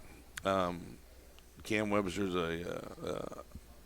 he started as a freshman for us. He's a 6'3" sophomore guard, and he's averaged about 8 points a game last year. He is a really, really, really talented sophomore. With him, I think it's a situation of last year as a freshman. I think he deferred a little more than I thought he was going to, because as an 8th grader he scores like 30 points a game, and it's like, and then he comes up here as a freshman, and I just think we'll let the seniors do this thing, and I that kind of shocked me because. I thought, I didn't think this kid would defer, but I think he's back to the old Cam now a little bit, a little more confident, taking a little more of a leadership role. And I think one of our big keys, I think, of how he comes around is our 6'7" junior Hayden Days. He's played varsity last year a lot, played a little bit as a freshman, but he's just one of those kids where the game didn't come too easy for him for a while. And just this summer, I don't know what happened, but it just seems like things have clicked for him. And he had a really good summer and a really good fall. So, we're just kind of looking forward to seeing what he provides us this winter. Because if he continues with what he's doing, then we become a lot different. And I do want to add one more. A senior 6'3" Luke Andre might be one of the quickest kids I've ever coached. He's a big time athlete. Really, really 100-mile-an-hour guy all the time. And with all the good players that we have, or we think are good players, he might actually be the key to, if Luke's going well, then we're tough out. So, but I mean, there's other kids that want to make their mark too. So it's kind of an exciting time. There's a lot of competition on our team right now, which is a positive thing. Expectations?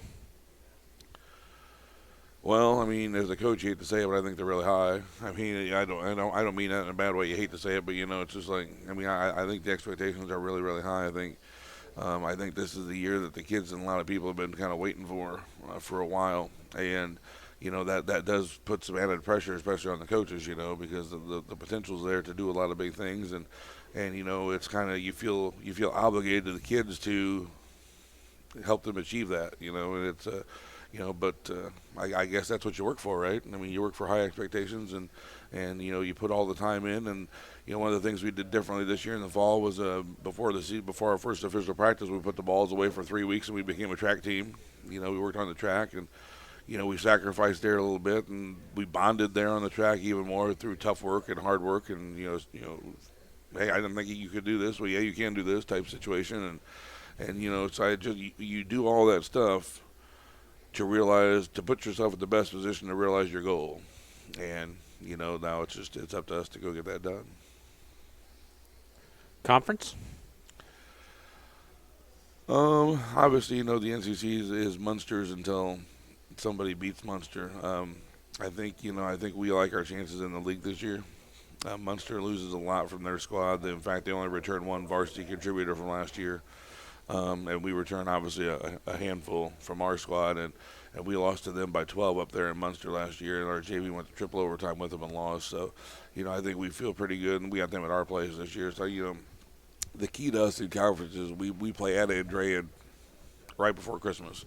Always a tough place for us to play, always a tough place. And, I mean, they lose a lot, too. So, if we can go up there and get a win, we get Munster coming to our place in early January, we like our chances. I mean, I would say this is the first time in a long time that at least we are considered near the top of the league.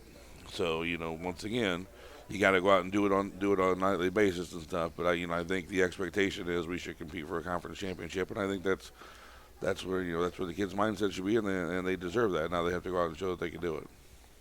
You open up against that guy. Our opener always on 3KG, the Kage. We'll be able to live stream that next Tuesday from Tri-County.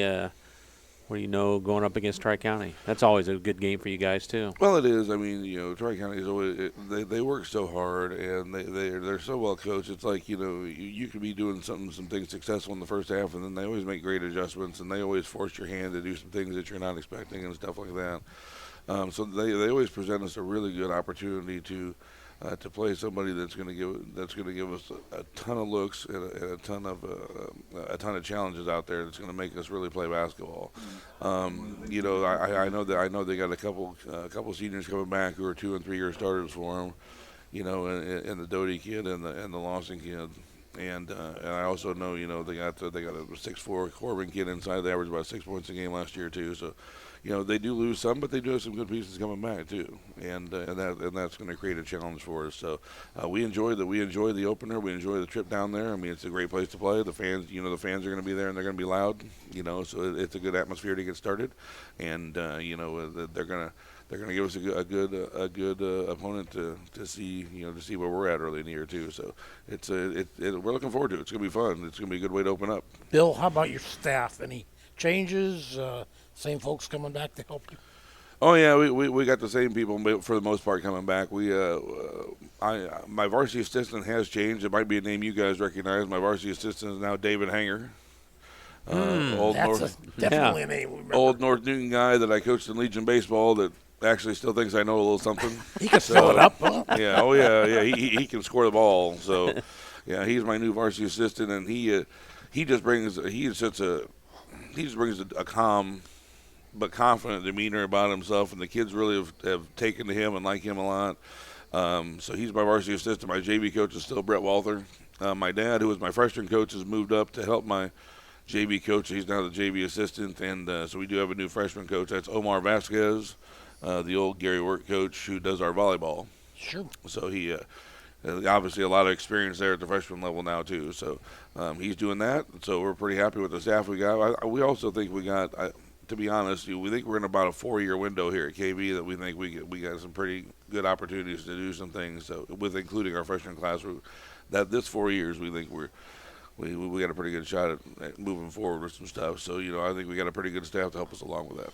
We're talking with Bill Shepard. Bill, seems to me like you're anxious, ready to go for the season, huh? You just can't wait for the season. Yes and no. I mean, like I told you, there's still 100 things to get done. But, yeah, we're anxious. I mean, the kids are ready. They've been, I think we just want to see what it looks like. And just because there is so many expectations and stuff. But we're excited. We got a lot of ability. And I I told the kids I just hope for the best for them. We're going to do everything we can for them. We'll see you next Tuesday. We'll be there. All right. Thanks, Coach. Bill Shepard, Kankakee Valley Cougars, back with more of the Coach's Cage right after this. Meet you at Arnie's, Rensselaer's go-to pizza and so much more. Pizza, sandwiches, burgers are here. Don't forget about dessert.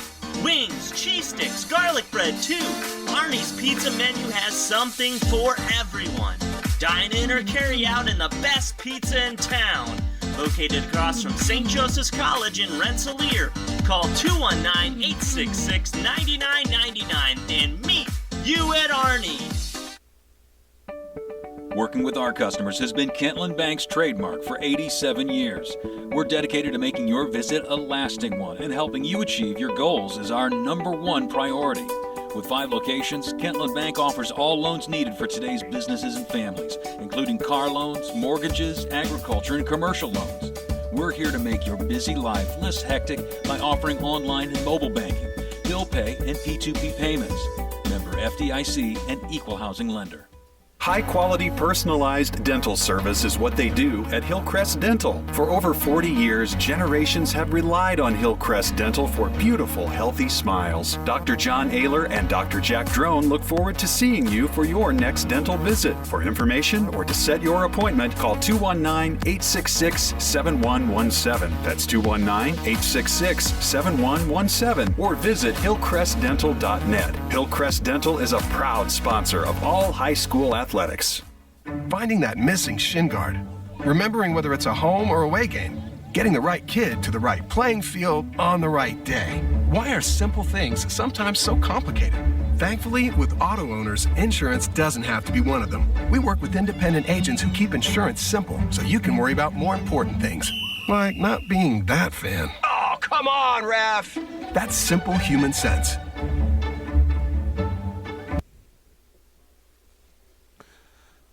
The Conrad Agency in Fowler and Brook. Call 765-884-0530. You're listening to The Coach's Cage, presented by the Hamstra Group.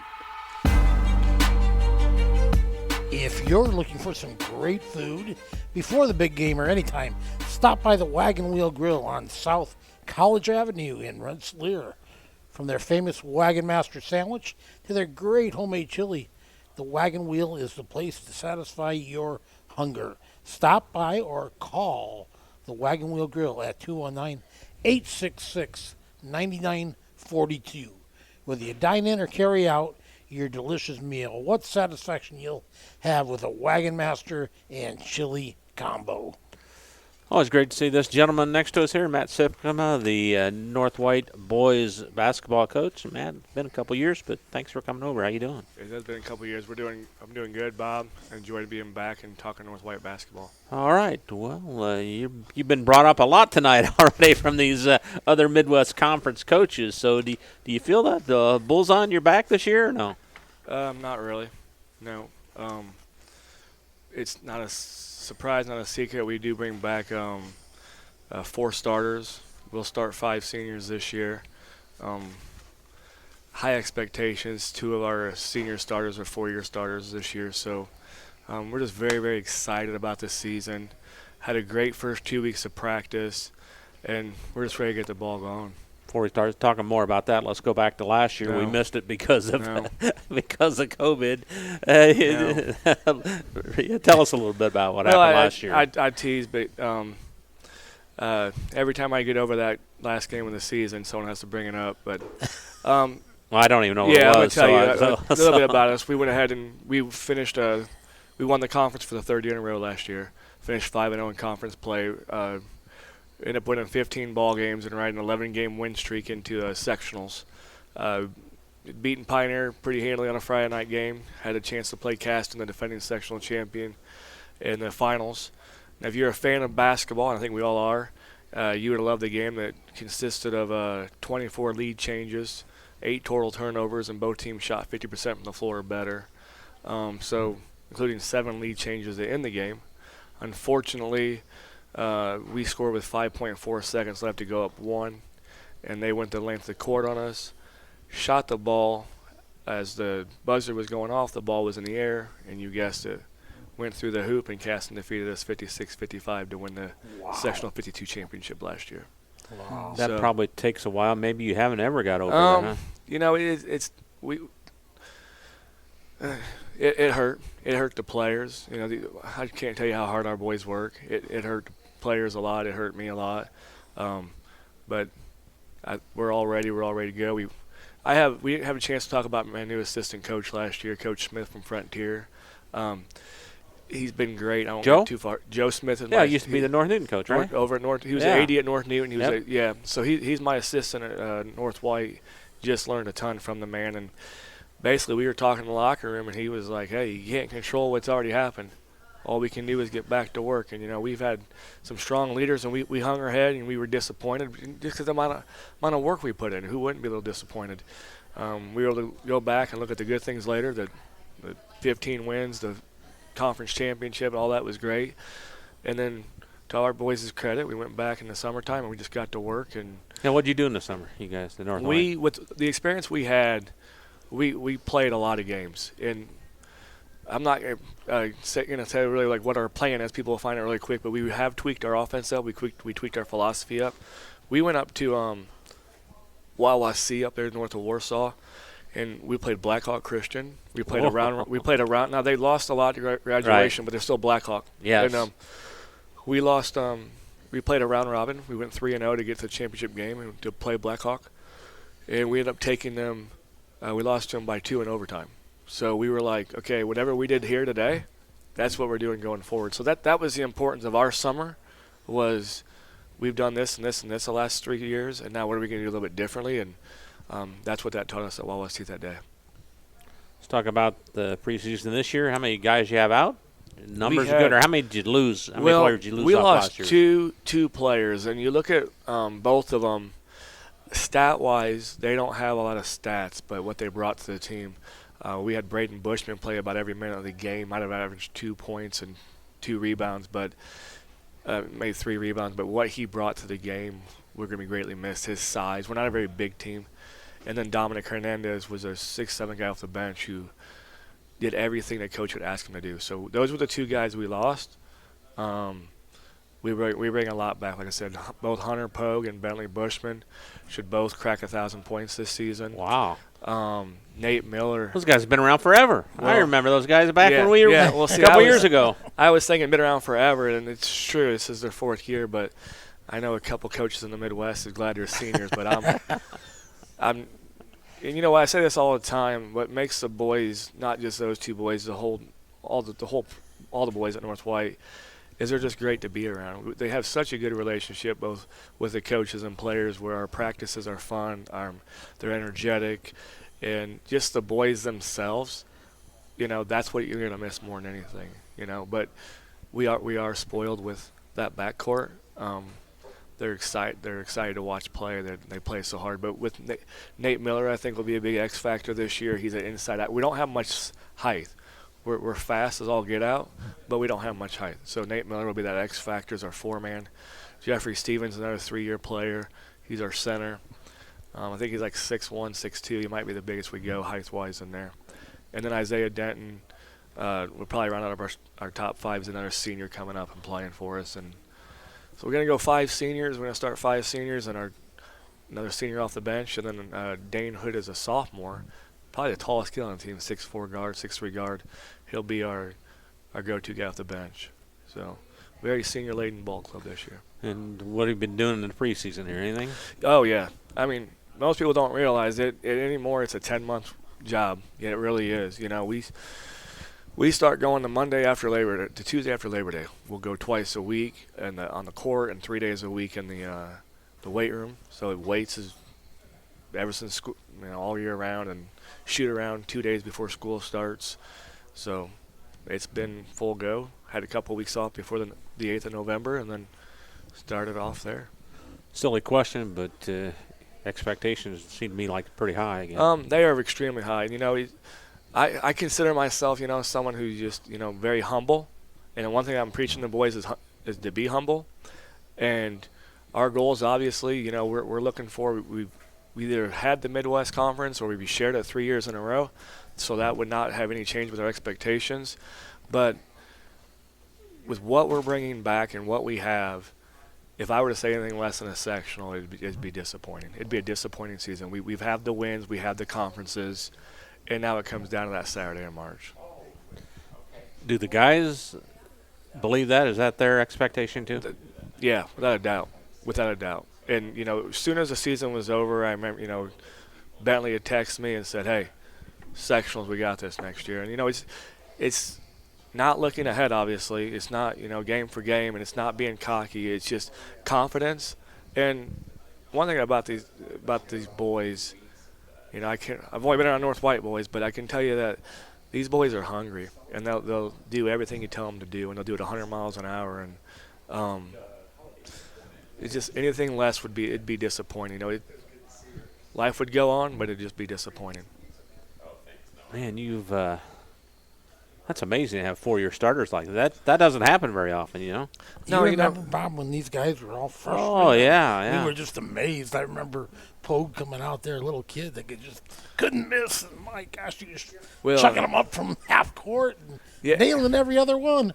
Yeah, now, they haven't grown as much size-wise, but I'm telling you, they've gotten a lot stronger. We look at them from just freshmen to seniors and how much stronger their arms and legs are, and that's a testament, once again, to Coach Smith, who's doing a great job in the weight room, getting the boys some programs ready and whatnot. And you can't do this job without having great help. And I've got great help all the way up and down. I can't wait to watch your team play. I'll tell you what. Well, you guys come to every game. I'll tell you what, they'll put a show on every game. They will. What are your practices like? Probably pretty spirited, huh? Yeah, they really are. I was talking to. And out of all the coaches in the conference, I'm probably the closest with Gret and Cord. We talk quite a bit.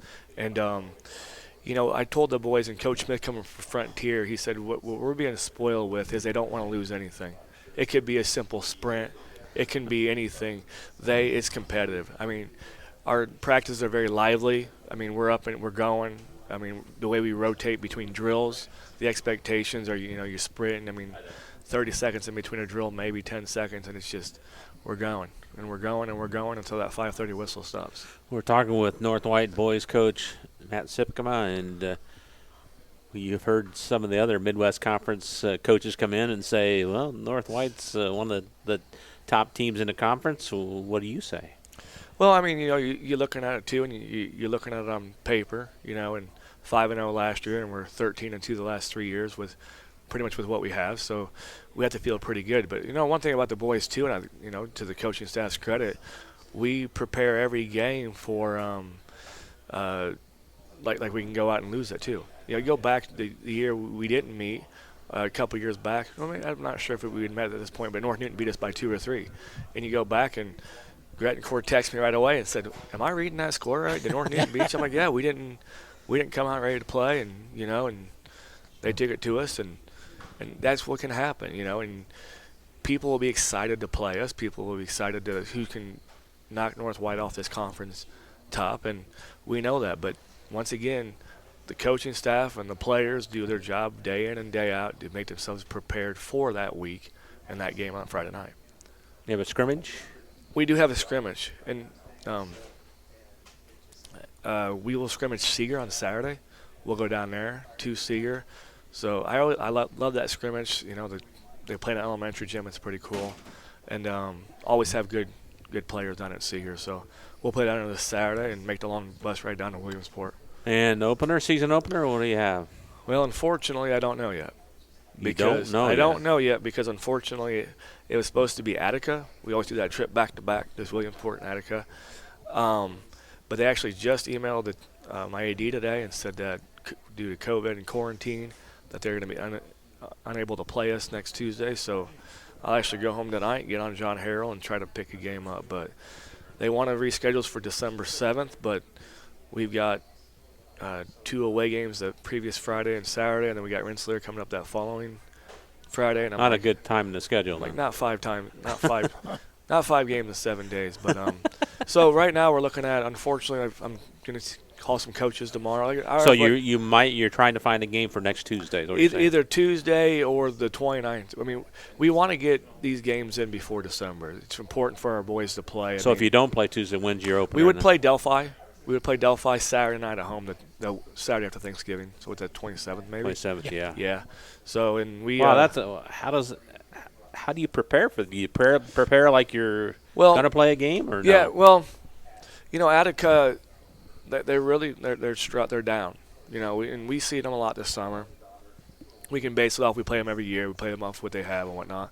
They're going through a coaching change. So with Attica, and not just because Attica, our first game of the season, we go in with what we want to accomplish, right? You can't really scout a whole lot of people. You can go off huddle and go off last year's and who they brought back. But we worked 2.5 weeks on X, Y, and Z. Now we want to go out and see if we can execute X, Y, and Z against another varsity team, right?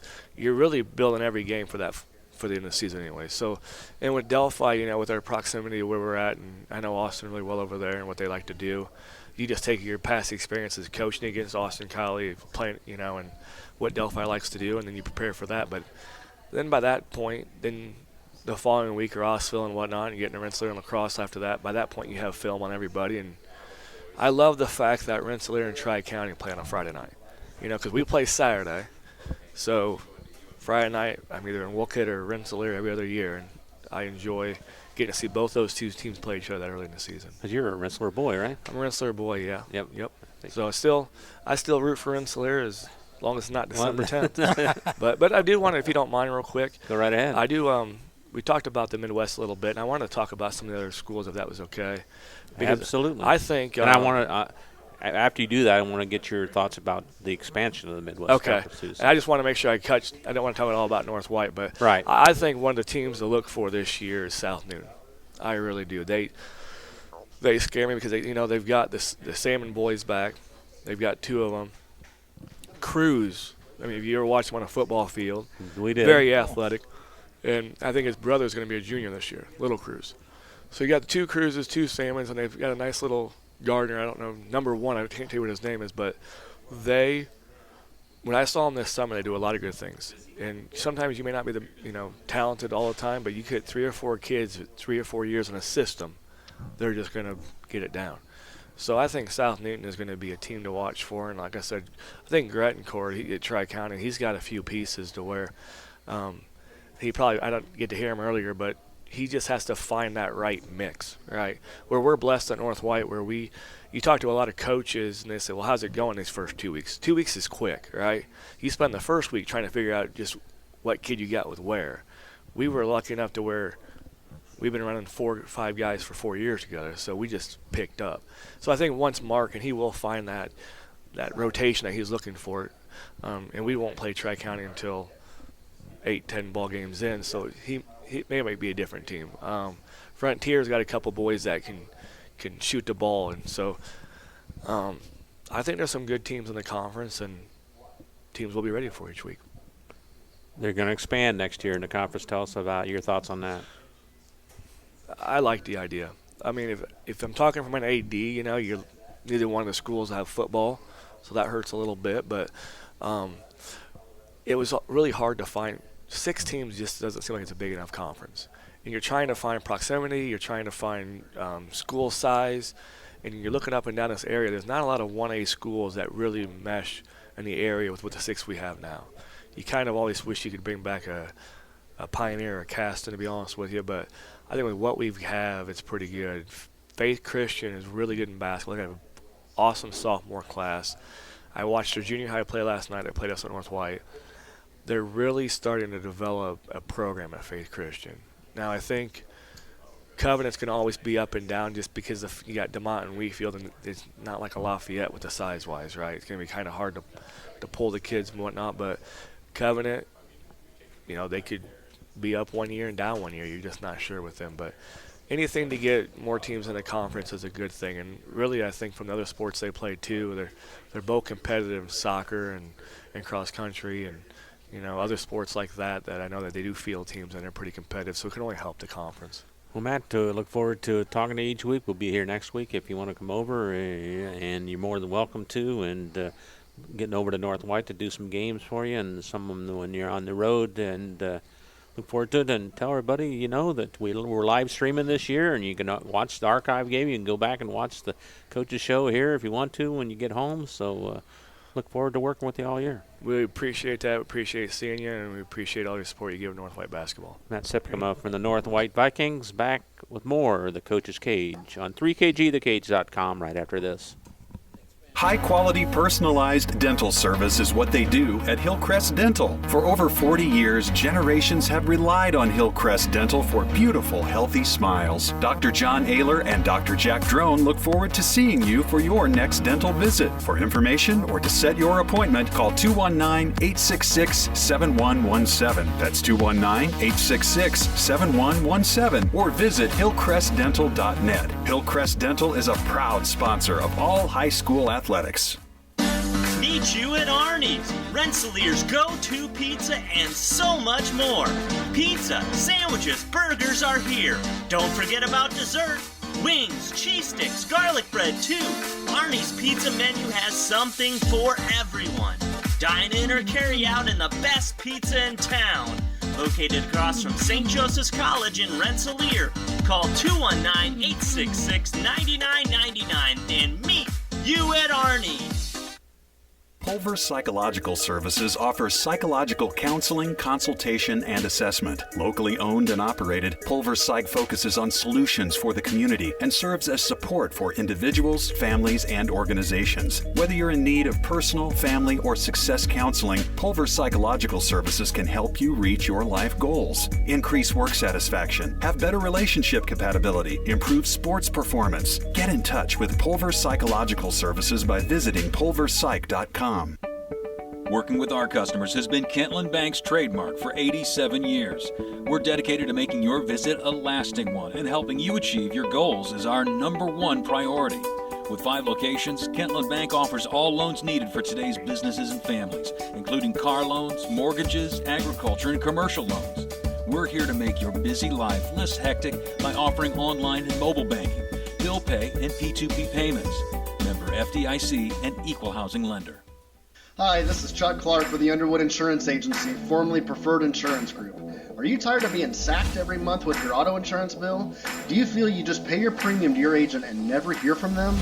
We at the Underwood Insurance Agency work with over 10 insurance carriers to get you our best rate and coverage we can, and we pride ourselves on serving our customers like they are our family. We are conveniently located in Remington and Lafayette. We can be reached at underwoodagency.com. Reach out to us to score big savings. You're listening to The Coach's Cage, presented by the Hamstra Group. All right, back at Arnie's Pizza in Rensselaer, right across from St. Joseph's College. Billy, you got something to say before we talk with Chad Pulver? Yeah, if you're looking for some great food before the big game, or anytime, stop by the Wagon Wheel Grill on South College Avenue in Rensselaer. From their famous Wagon Master sandwich to their great homemade chili, the Wagon Wheel is the place where you can satisfy your hunger. Stop or call Wagon Wheel Grill at 219-866-9942. Whether you dine in or carry out your delicious meal, what satisfaction you'll have in a Wagon Master and chili combo. Sounds like a winner to me, that's for sure. Well, the last time we saw this guy was he was in costume, I think, over in Winnemac. They were, yeah. A year and a half back or whatever. Chad Pulver, it's been a while. How you doing? The Letterman jacket out, didn't you? It's been a couple years, but yeah. So I think that that last Friday of the season, the guys had me dress up like a cowboy, and then I think the next Tuesday. I think that was the motorcycle. I think that was the biker guy. Yeah. So I had tattoos and leather and everything else on, and then that Friday was the old St. Joe gear. So I had a full uniform on and like pregame stuff. That was great. So, and then the championship game, they wanted me to dress like Bobby Knight. That's probably why we lost, by the way. So I blame those Hoosiers out there. I didn't mean to bring that up. Yeah, but that's the last time. That's the somehow, last time we somehow saw you. that always comes up. You start every conversation with a sectional loss. So, you might as well just put a little lemon juice and salt in the wound all at one time. Let's just start it out right. Thanks. We haven't seen you since then, but it's good to see you again. How you been? I'm surviving, which I think for a lot of us, that's a really good thing. And so I've stayed busy with my practice and stayed busy with the coaching and the guys. And so really happy to be able to be in the gym this year. Right now, it looks like we're not going to have regulations as far as like the number of people coming in. That was a big part of last year was how many people can come in. At one point it was like 1 or 2 fans per student, and then it was okay, you can bring a family, but you can't bring brothers and sisters, and then we can bring a whole family. And so I think we got all the way to about the third to last game of the season before we entered our first gym, and it was an away contest, and they were a rabid fan base, and I think it kind of shocked our guys of playing in front of loud people that didn't get quiet. And so that was unusual. I think we're usually the guys at that point are pretty hardened and ready to go, and we get them pretty focused, but that was a really different atmosphere last year. And so happy we got all of our games in. We had a lot of what'd you schedules. finish? Last year we were 12 and 11, or 12 and 10, somewhere around in there, a little over 500, and so we ended with the winning season, but certainly left some on the table. We had a loss. We had 7 games in a row. We had a month off due to COVID, and then came back and just got punched to the nose and fought back and had some tight games but couldn't get over the hump. And so it took us a while. And we, with the illness, not that we just have one person down. I think we had at that time, 7 guys that were down with the illness. And so once you come back, there was a protocol that it takes you an extra week.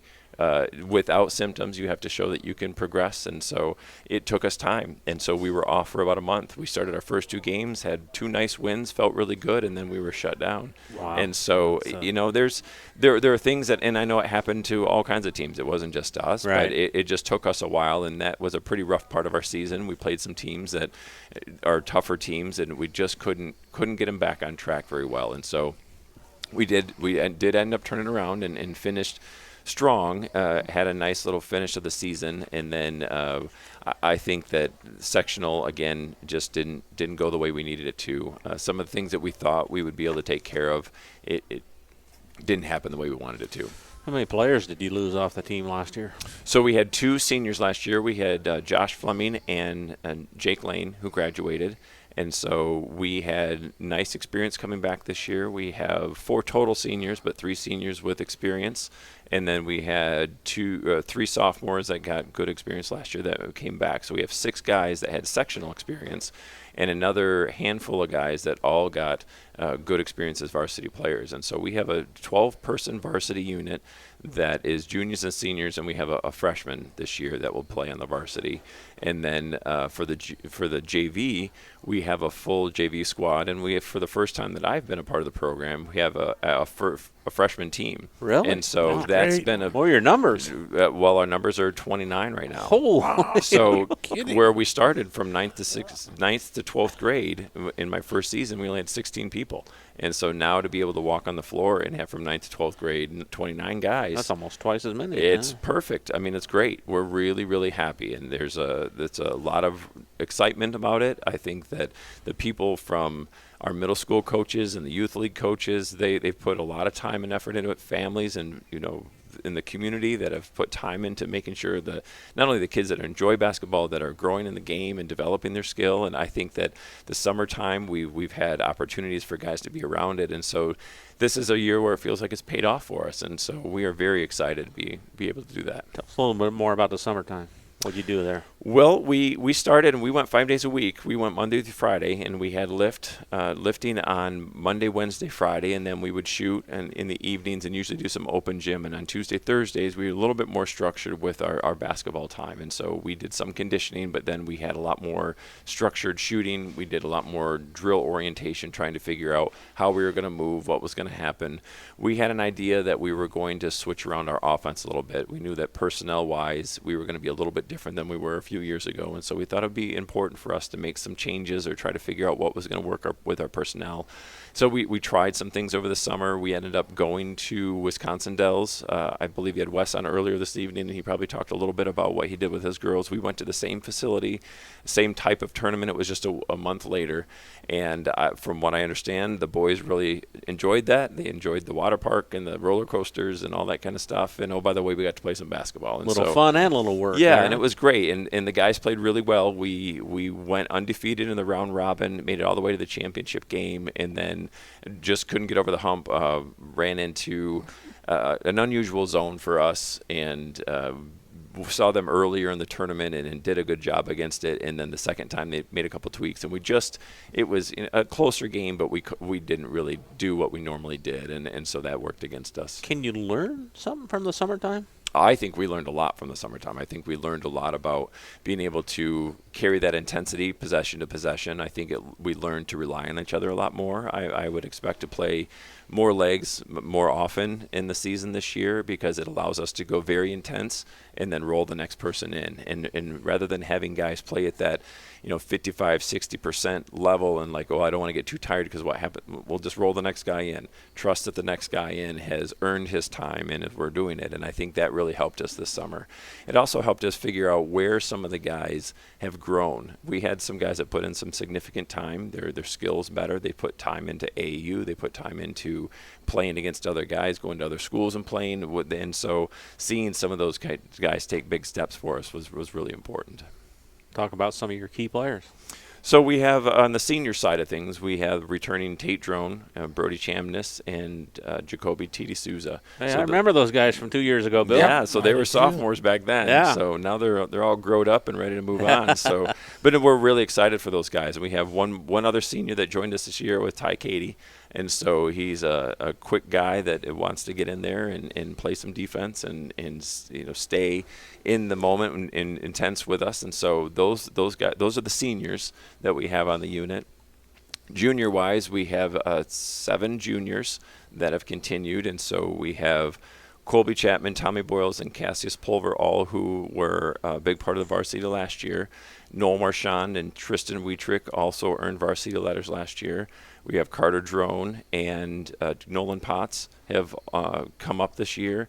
And then Corbin Matthew is our freshman on the squad this year. And so we are very excited to have all 12 of them operating and what we're doing. And we're working hard. We're trying to figure things out. No notes from all that. I mean, all right off the top of the head, Bill. We do a lot of discussing on the coaching staff. We're doing the best we can. So, I mean, Coach Trent Fagley is our JV coach this year. Yeah, I've talked with Trent a lot this past week. He said he's a JV. He's a JV coach. And a familiar name to Rensselaer basketball. Absolutely. Right? And so Trent's brought a really nice energy to the squad. I think he relates really well with the guys. And lucky for me, he's as crazy as I am. So we're doing a lot of texting and calling. And if you have a 5:30 Wednesday practice, you got to be crazy. Well, it's part of what we have to do. I mean, our gym space is so limited, and so it's a way for us. Haven't built that other gym yet, huh? My pocketbook just isn't big enough for that. I keep trying, but it just hasn't worked out. Just go right across the street here. You know what? We could probably break a lock or two, and maybe we'd get thrown out in cuffs, but I don't know. Maybe we'll get away with it. Go ahead, then. So our coaching staff, we have Trent, who's come in on the JV coach, and then Nate Brown is an addition this year. So he's working a lot with our developmental guys, so the ninth grade guys that are developing and moving forward. And so when we have some of those C games, he'll be able to take them there. Our main focus is that the guys that are at the level we need to be with varsity, we want them to play at the highest level possible for them. And then the guys that are just under that, whether they're JV guys, whether the developmental guys from the ninth grade or the C team, we want them to progress. Our goal is not to have them stand around and watch. We want them to move their skills. And so Nate has decided that he is interested in that, and so we're doing that, and we'll get them games. We're hoping to get around 10, 12 games for those freshmen. And so that gives them experience on the floor. One of the worst things that we can do is have someone who is a ninth grader, looks like a ninth grader, plays like a ninth grader, and then they never touch the floor because it's a JV squad. And to put them out there and feed them to the wolves doesn't help that person. And so we want the opposite. We want to give them opportunities to where they feel like they are moving forward. They're getting some real life experience on the floor. And so we feel really positive about that, and having conversations with the athletic director, Mr. Hickman, and we feel good that we can get maybe double-digit games and get these guys some experience, because we want them to stick around. We want them to progress, and that leads to good sophomores, good juniors, good seniors, which is what we're looking for. Expectations sound to me, just by talking to you the first 5 minutes, pretty high. Then. I think we have to have high expectations. I feel like where we are and where we came from, we struggled and we put in the grind and we got winning seasons, and now it's time to be a really, really good team. It's time to win something. It's time to put it together. It's time to show that we deserve to be where we are. And I feel like that is something that we've talked very directly about this with the players. I think the coaching staff is very much in line and lined up, making sure that we are performing at a level that makes sense for the community, makes sense for what the skill set is. And I don't think that we're going to deviate from that. I don't think we're going to settle for anything less than what the boys can give us. And I think that's what we want from them. What kind of style will Rensselaer Bombers be looking to play this year? We want to run. I mean, we want to run. And that's on the offensive side. So when we get the ball, we're going to go. And if other teams don't want to run with us, that's fine. We'll just score quick and come back down. Like, that's fine. No plays or anything? Yep, you jog, we'll run, and we'll be just fine. But the other side of it is that if you remember a few years ago, our defense was a little bit different than what we've had in the last year or two. And so we've pulled out those old notes, and we're going back to some of that Bomber defense that we had a few years ago. It's going to be, catch them before half court, get the turns on and up the line, making sure that we are owning the paint, things like that can turn the tide of a game and put us in positions to where those really good teams, we want to be in every game. And teams that we think that we can handle, we want to put them on the burner early and see if they're going to play and be with us, or if we can leave them behind and move on. And that's not a disrespect to the other teams. I think that we have traditionally played very good competition. We're just tired of coming in second. And so it's time for us to turn the page and do something different.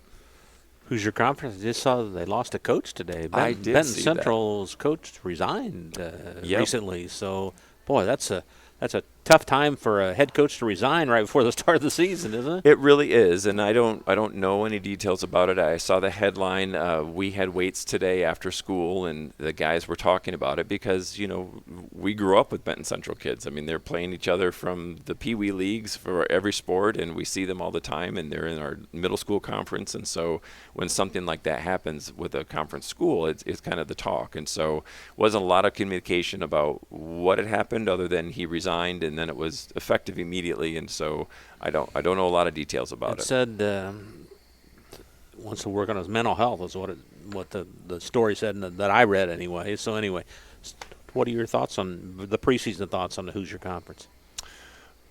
I think that we've been the bottom of the barrel for a long time, and You're tired of it. I am tired of it. I don't have a lot of nice things to say about it because we haven't had a good experience. So I think that well, you're going to have to change that this year. Well, that's the hope, and I mean that in a very sincere way. I feel like that we have looked back over the last 25 years with the teams that we played and how we've played, and there's some what we call big brother schools out there. You've got Twin Lakes, you've got CC, you've got Westside, and over the last 25 years, I think we might have a combined 7 or 8 wins with all three of those schools, and that means there's a lot of losses in 75 potential matchups, and we only have about maybe 10 wins out of that.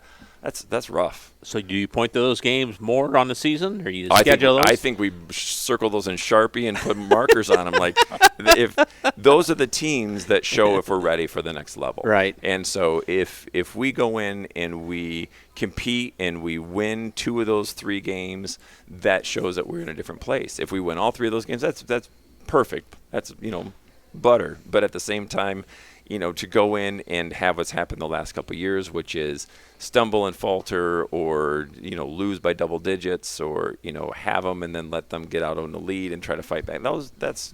That's not where we want to be. We want to be a better team than that. Chad, I see, I'm looking at your schedule. Boy, interesting start to the season. Man, games, of course, the Tri-County game is always interesting right after Thanksgiving. Then the Lafayette tournament, that same thing like that's something new that's here, right? It's IU Health. So it used to be called Franciscan, and then before that was J&C Hoops Classic. Yes, exactly. So it's the same thing like the girls are playing now. Correct. Okay. It's same tournament. Same teams. Yep, same teams. Yep. Okay. So that'll be interesting. Then North White Twin Lakes, back to back. Wow. Yeah. So you better be playing good early. That's the way we've set it up. So we're going to know a lot about ourselves really early on, and we're really excited. I mean, that Black Friday game against TC is always a really fun game. Is that your season opener? That is our season opener. So you get to go watch Tri-County and KV play, battle each other. Huh? That's the theory, is that we can go watch them play. Now, we didn't get to go watch many people at all in person last year. Right. So, but yes, normally we would go. We usually take a caravan to whatever school they're in, and we all sit up there. And it's all 12 miles down the road. Yeah, there so this year. we watch the games, which is a lot of fun. It's our kind of our first outing as a group, and so to be able to watch that and see what's going to happen. And then our KV traditionally was always a week after Tri-County. Right. And because of COVID, we bumped it last year to February. And I think it worked really well in our schedules. And so the decision was we kind of liked that toward the end of the season. So let's see if we could do it one more year. And that opened up for us to be part of this tournament. Okay. And so that's why we put the Tuesday, Friday, Saturday tournament in. And we get to see potentially that whole west side of our Hoosier Conference. They're all in it. And so after Harrison, we beat Harrison. We are going to play the BC or west side winner. So that's exciting for us. We get to go see some people. You get to scrimmage or no? We have scrimmage in Knox tomorrow night. Tomorrow night. So we're home against Knox. Sorry, we are playing at home tomorrow night, 5:30 start. And with Knox. And what do you expect from that? Or what do you try and accomplish in a scrimmage? We're trying not to trip tomorrow. That's our main thing. So as long as they run the right direction and once in a while the ball goes through the hoop, we're doing the right thing. It's on a Thursday, you say? Yes, tomorrow night. Okay. Yes. Okay, well. And what about the sectional? What teams? Since we haven't been around the same teams. Couple years, so yep, same as before. It's okay. going to be hosted at Winnemac again this year, so we're going to repeat what we did a couple years ago.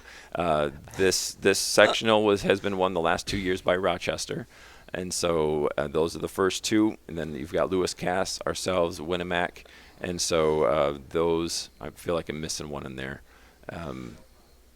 Delphi is the last one, so that's what rounds out our section. I never forget that.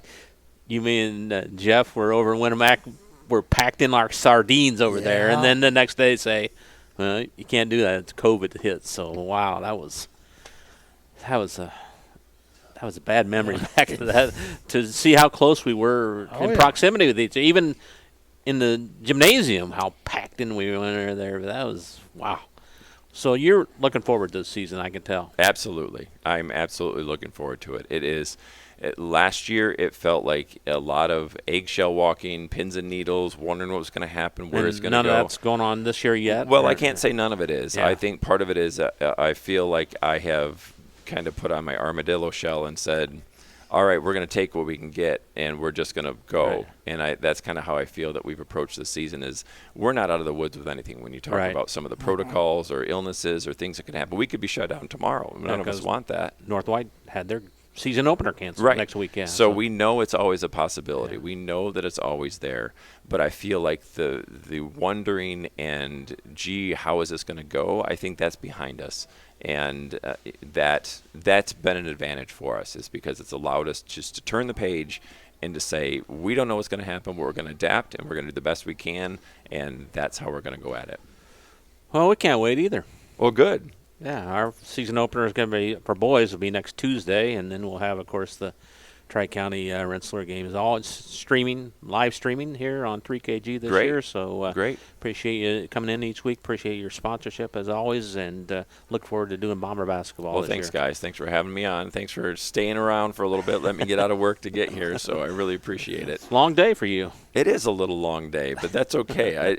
As far as being able to be part of the basketball and what we do, like that hobby that I have I know it, unfortunately for my wife, it really dictates every moment of my life.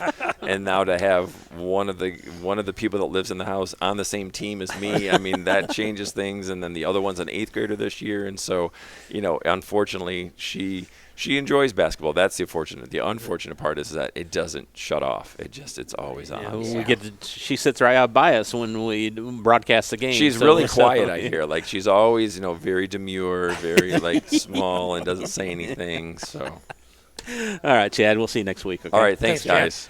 Chad Pulver, Rensselaer Central coach, back to wrap things up on the Coach's Cage on 3kgthecage.com right after this. Hi, this is Chuck Clark with the Underwood Insurance Agency, formerly Preferred Insurance Group. Are you tired of being sacked every month with your auto insurance bill? Do you feel you just pay your premium to your agent and never hear from them?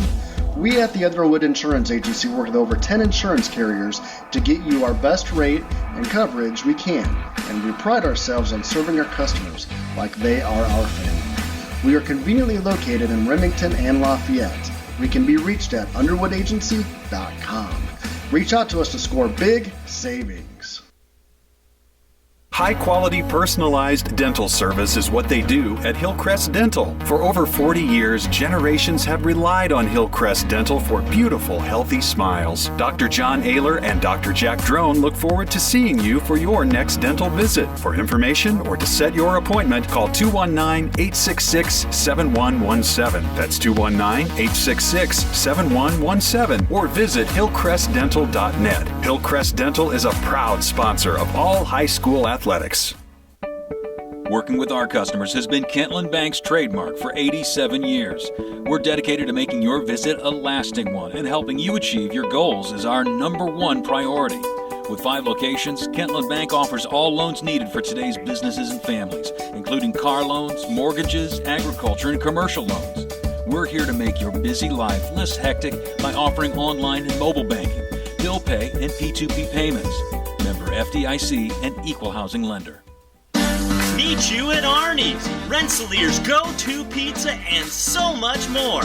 Pizza, sandwiches, burgers are here. Don't forget about dessert. Wings, cheese sticks, garlic bread too. Arnie's pizza menu has something for everyone. Dine in or carry out in the best pizza in town. Located across from St. Joseph's College in Rensselaer. Call 219-866-9999 and meet you at Arnie's. You're listening to The Coach's Cage, presented by the Hamstra Group. Wow. What a night tonight. What with a the night, addition Bob. of the boys coaches. That expands our show a little bit, doesn't it? You know what? I know it's early in the season, but man, just the enthusiasm and Always the start of the season enthusiasm, isn't it? That's great. Yeah.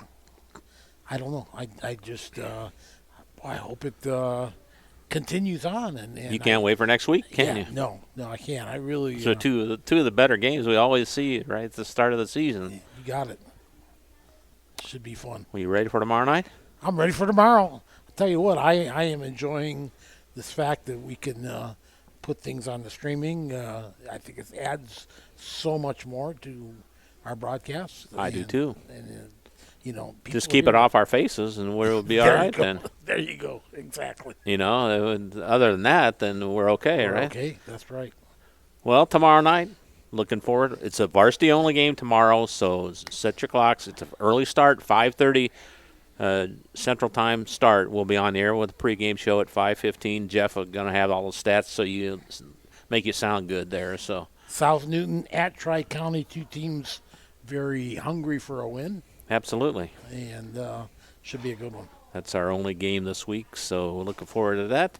Hey, thanks to Scotty Miller. Always runs a smooth ship here, and Jeff, cameraman extraordinaire there, even though kind of a first year of doing this, but anyway, that does a great job. And Bill, it's always a pleasure to work with you. And we'll see you tomorrow. Get some rest and get ready. And South Newton at Tri-County 5:15 pregame. Sounds good, Bob. Well, I'd like to thank all the sponsors. Thank Beth and the gang here at Arnie's for putting up with us here and providing all the coaches with the great food there. And until tomorrow night, for Scotty Miller, Jeff Gastineau, this and Bill Kage and Bob Kurtz. So long, everybody.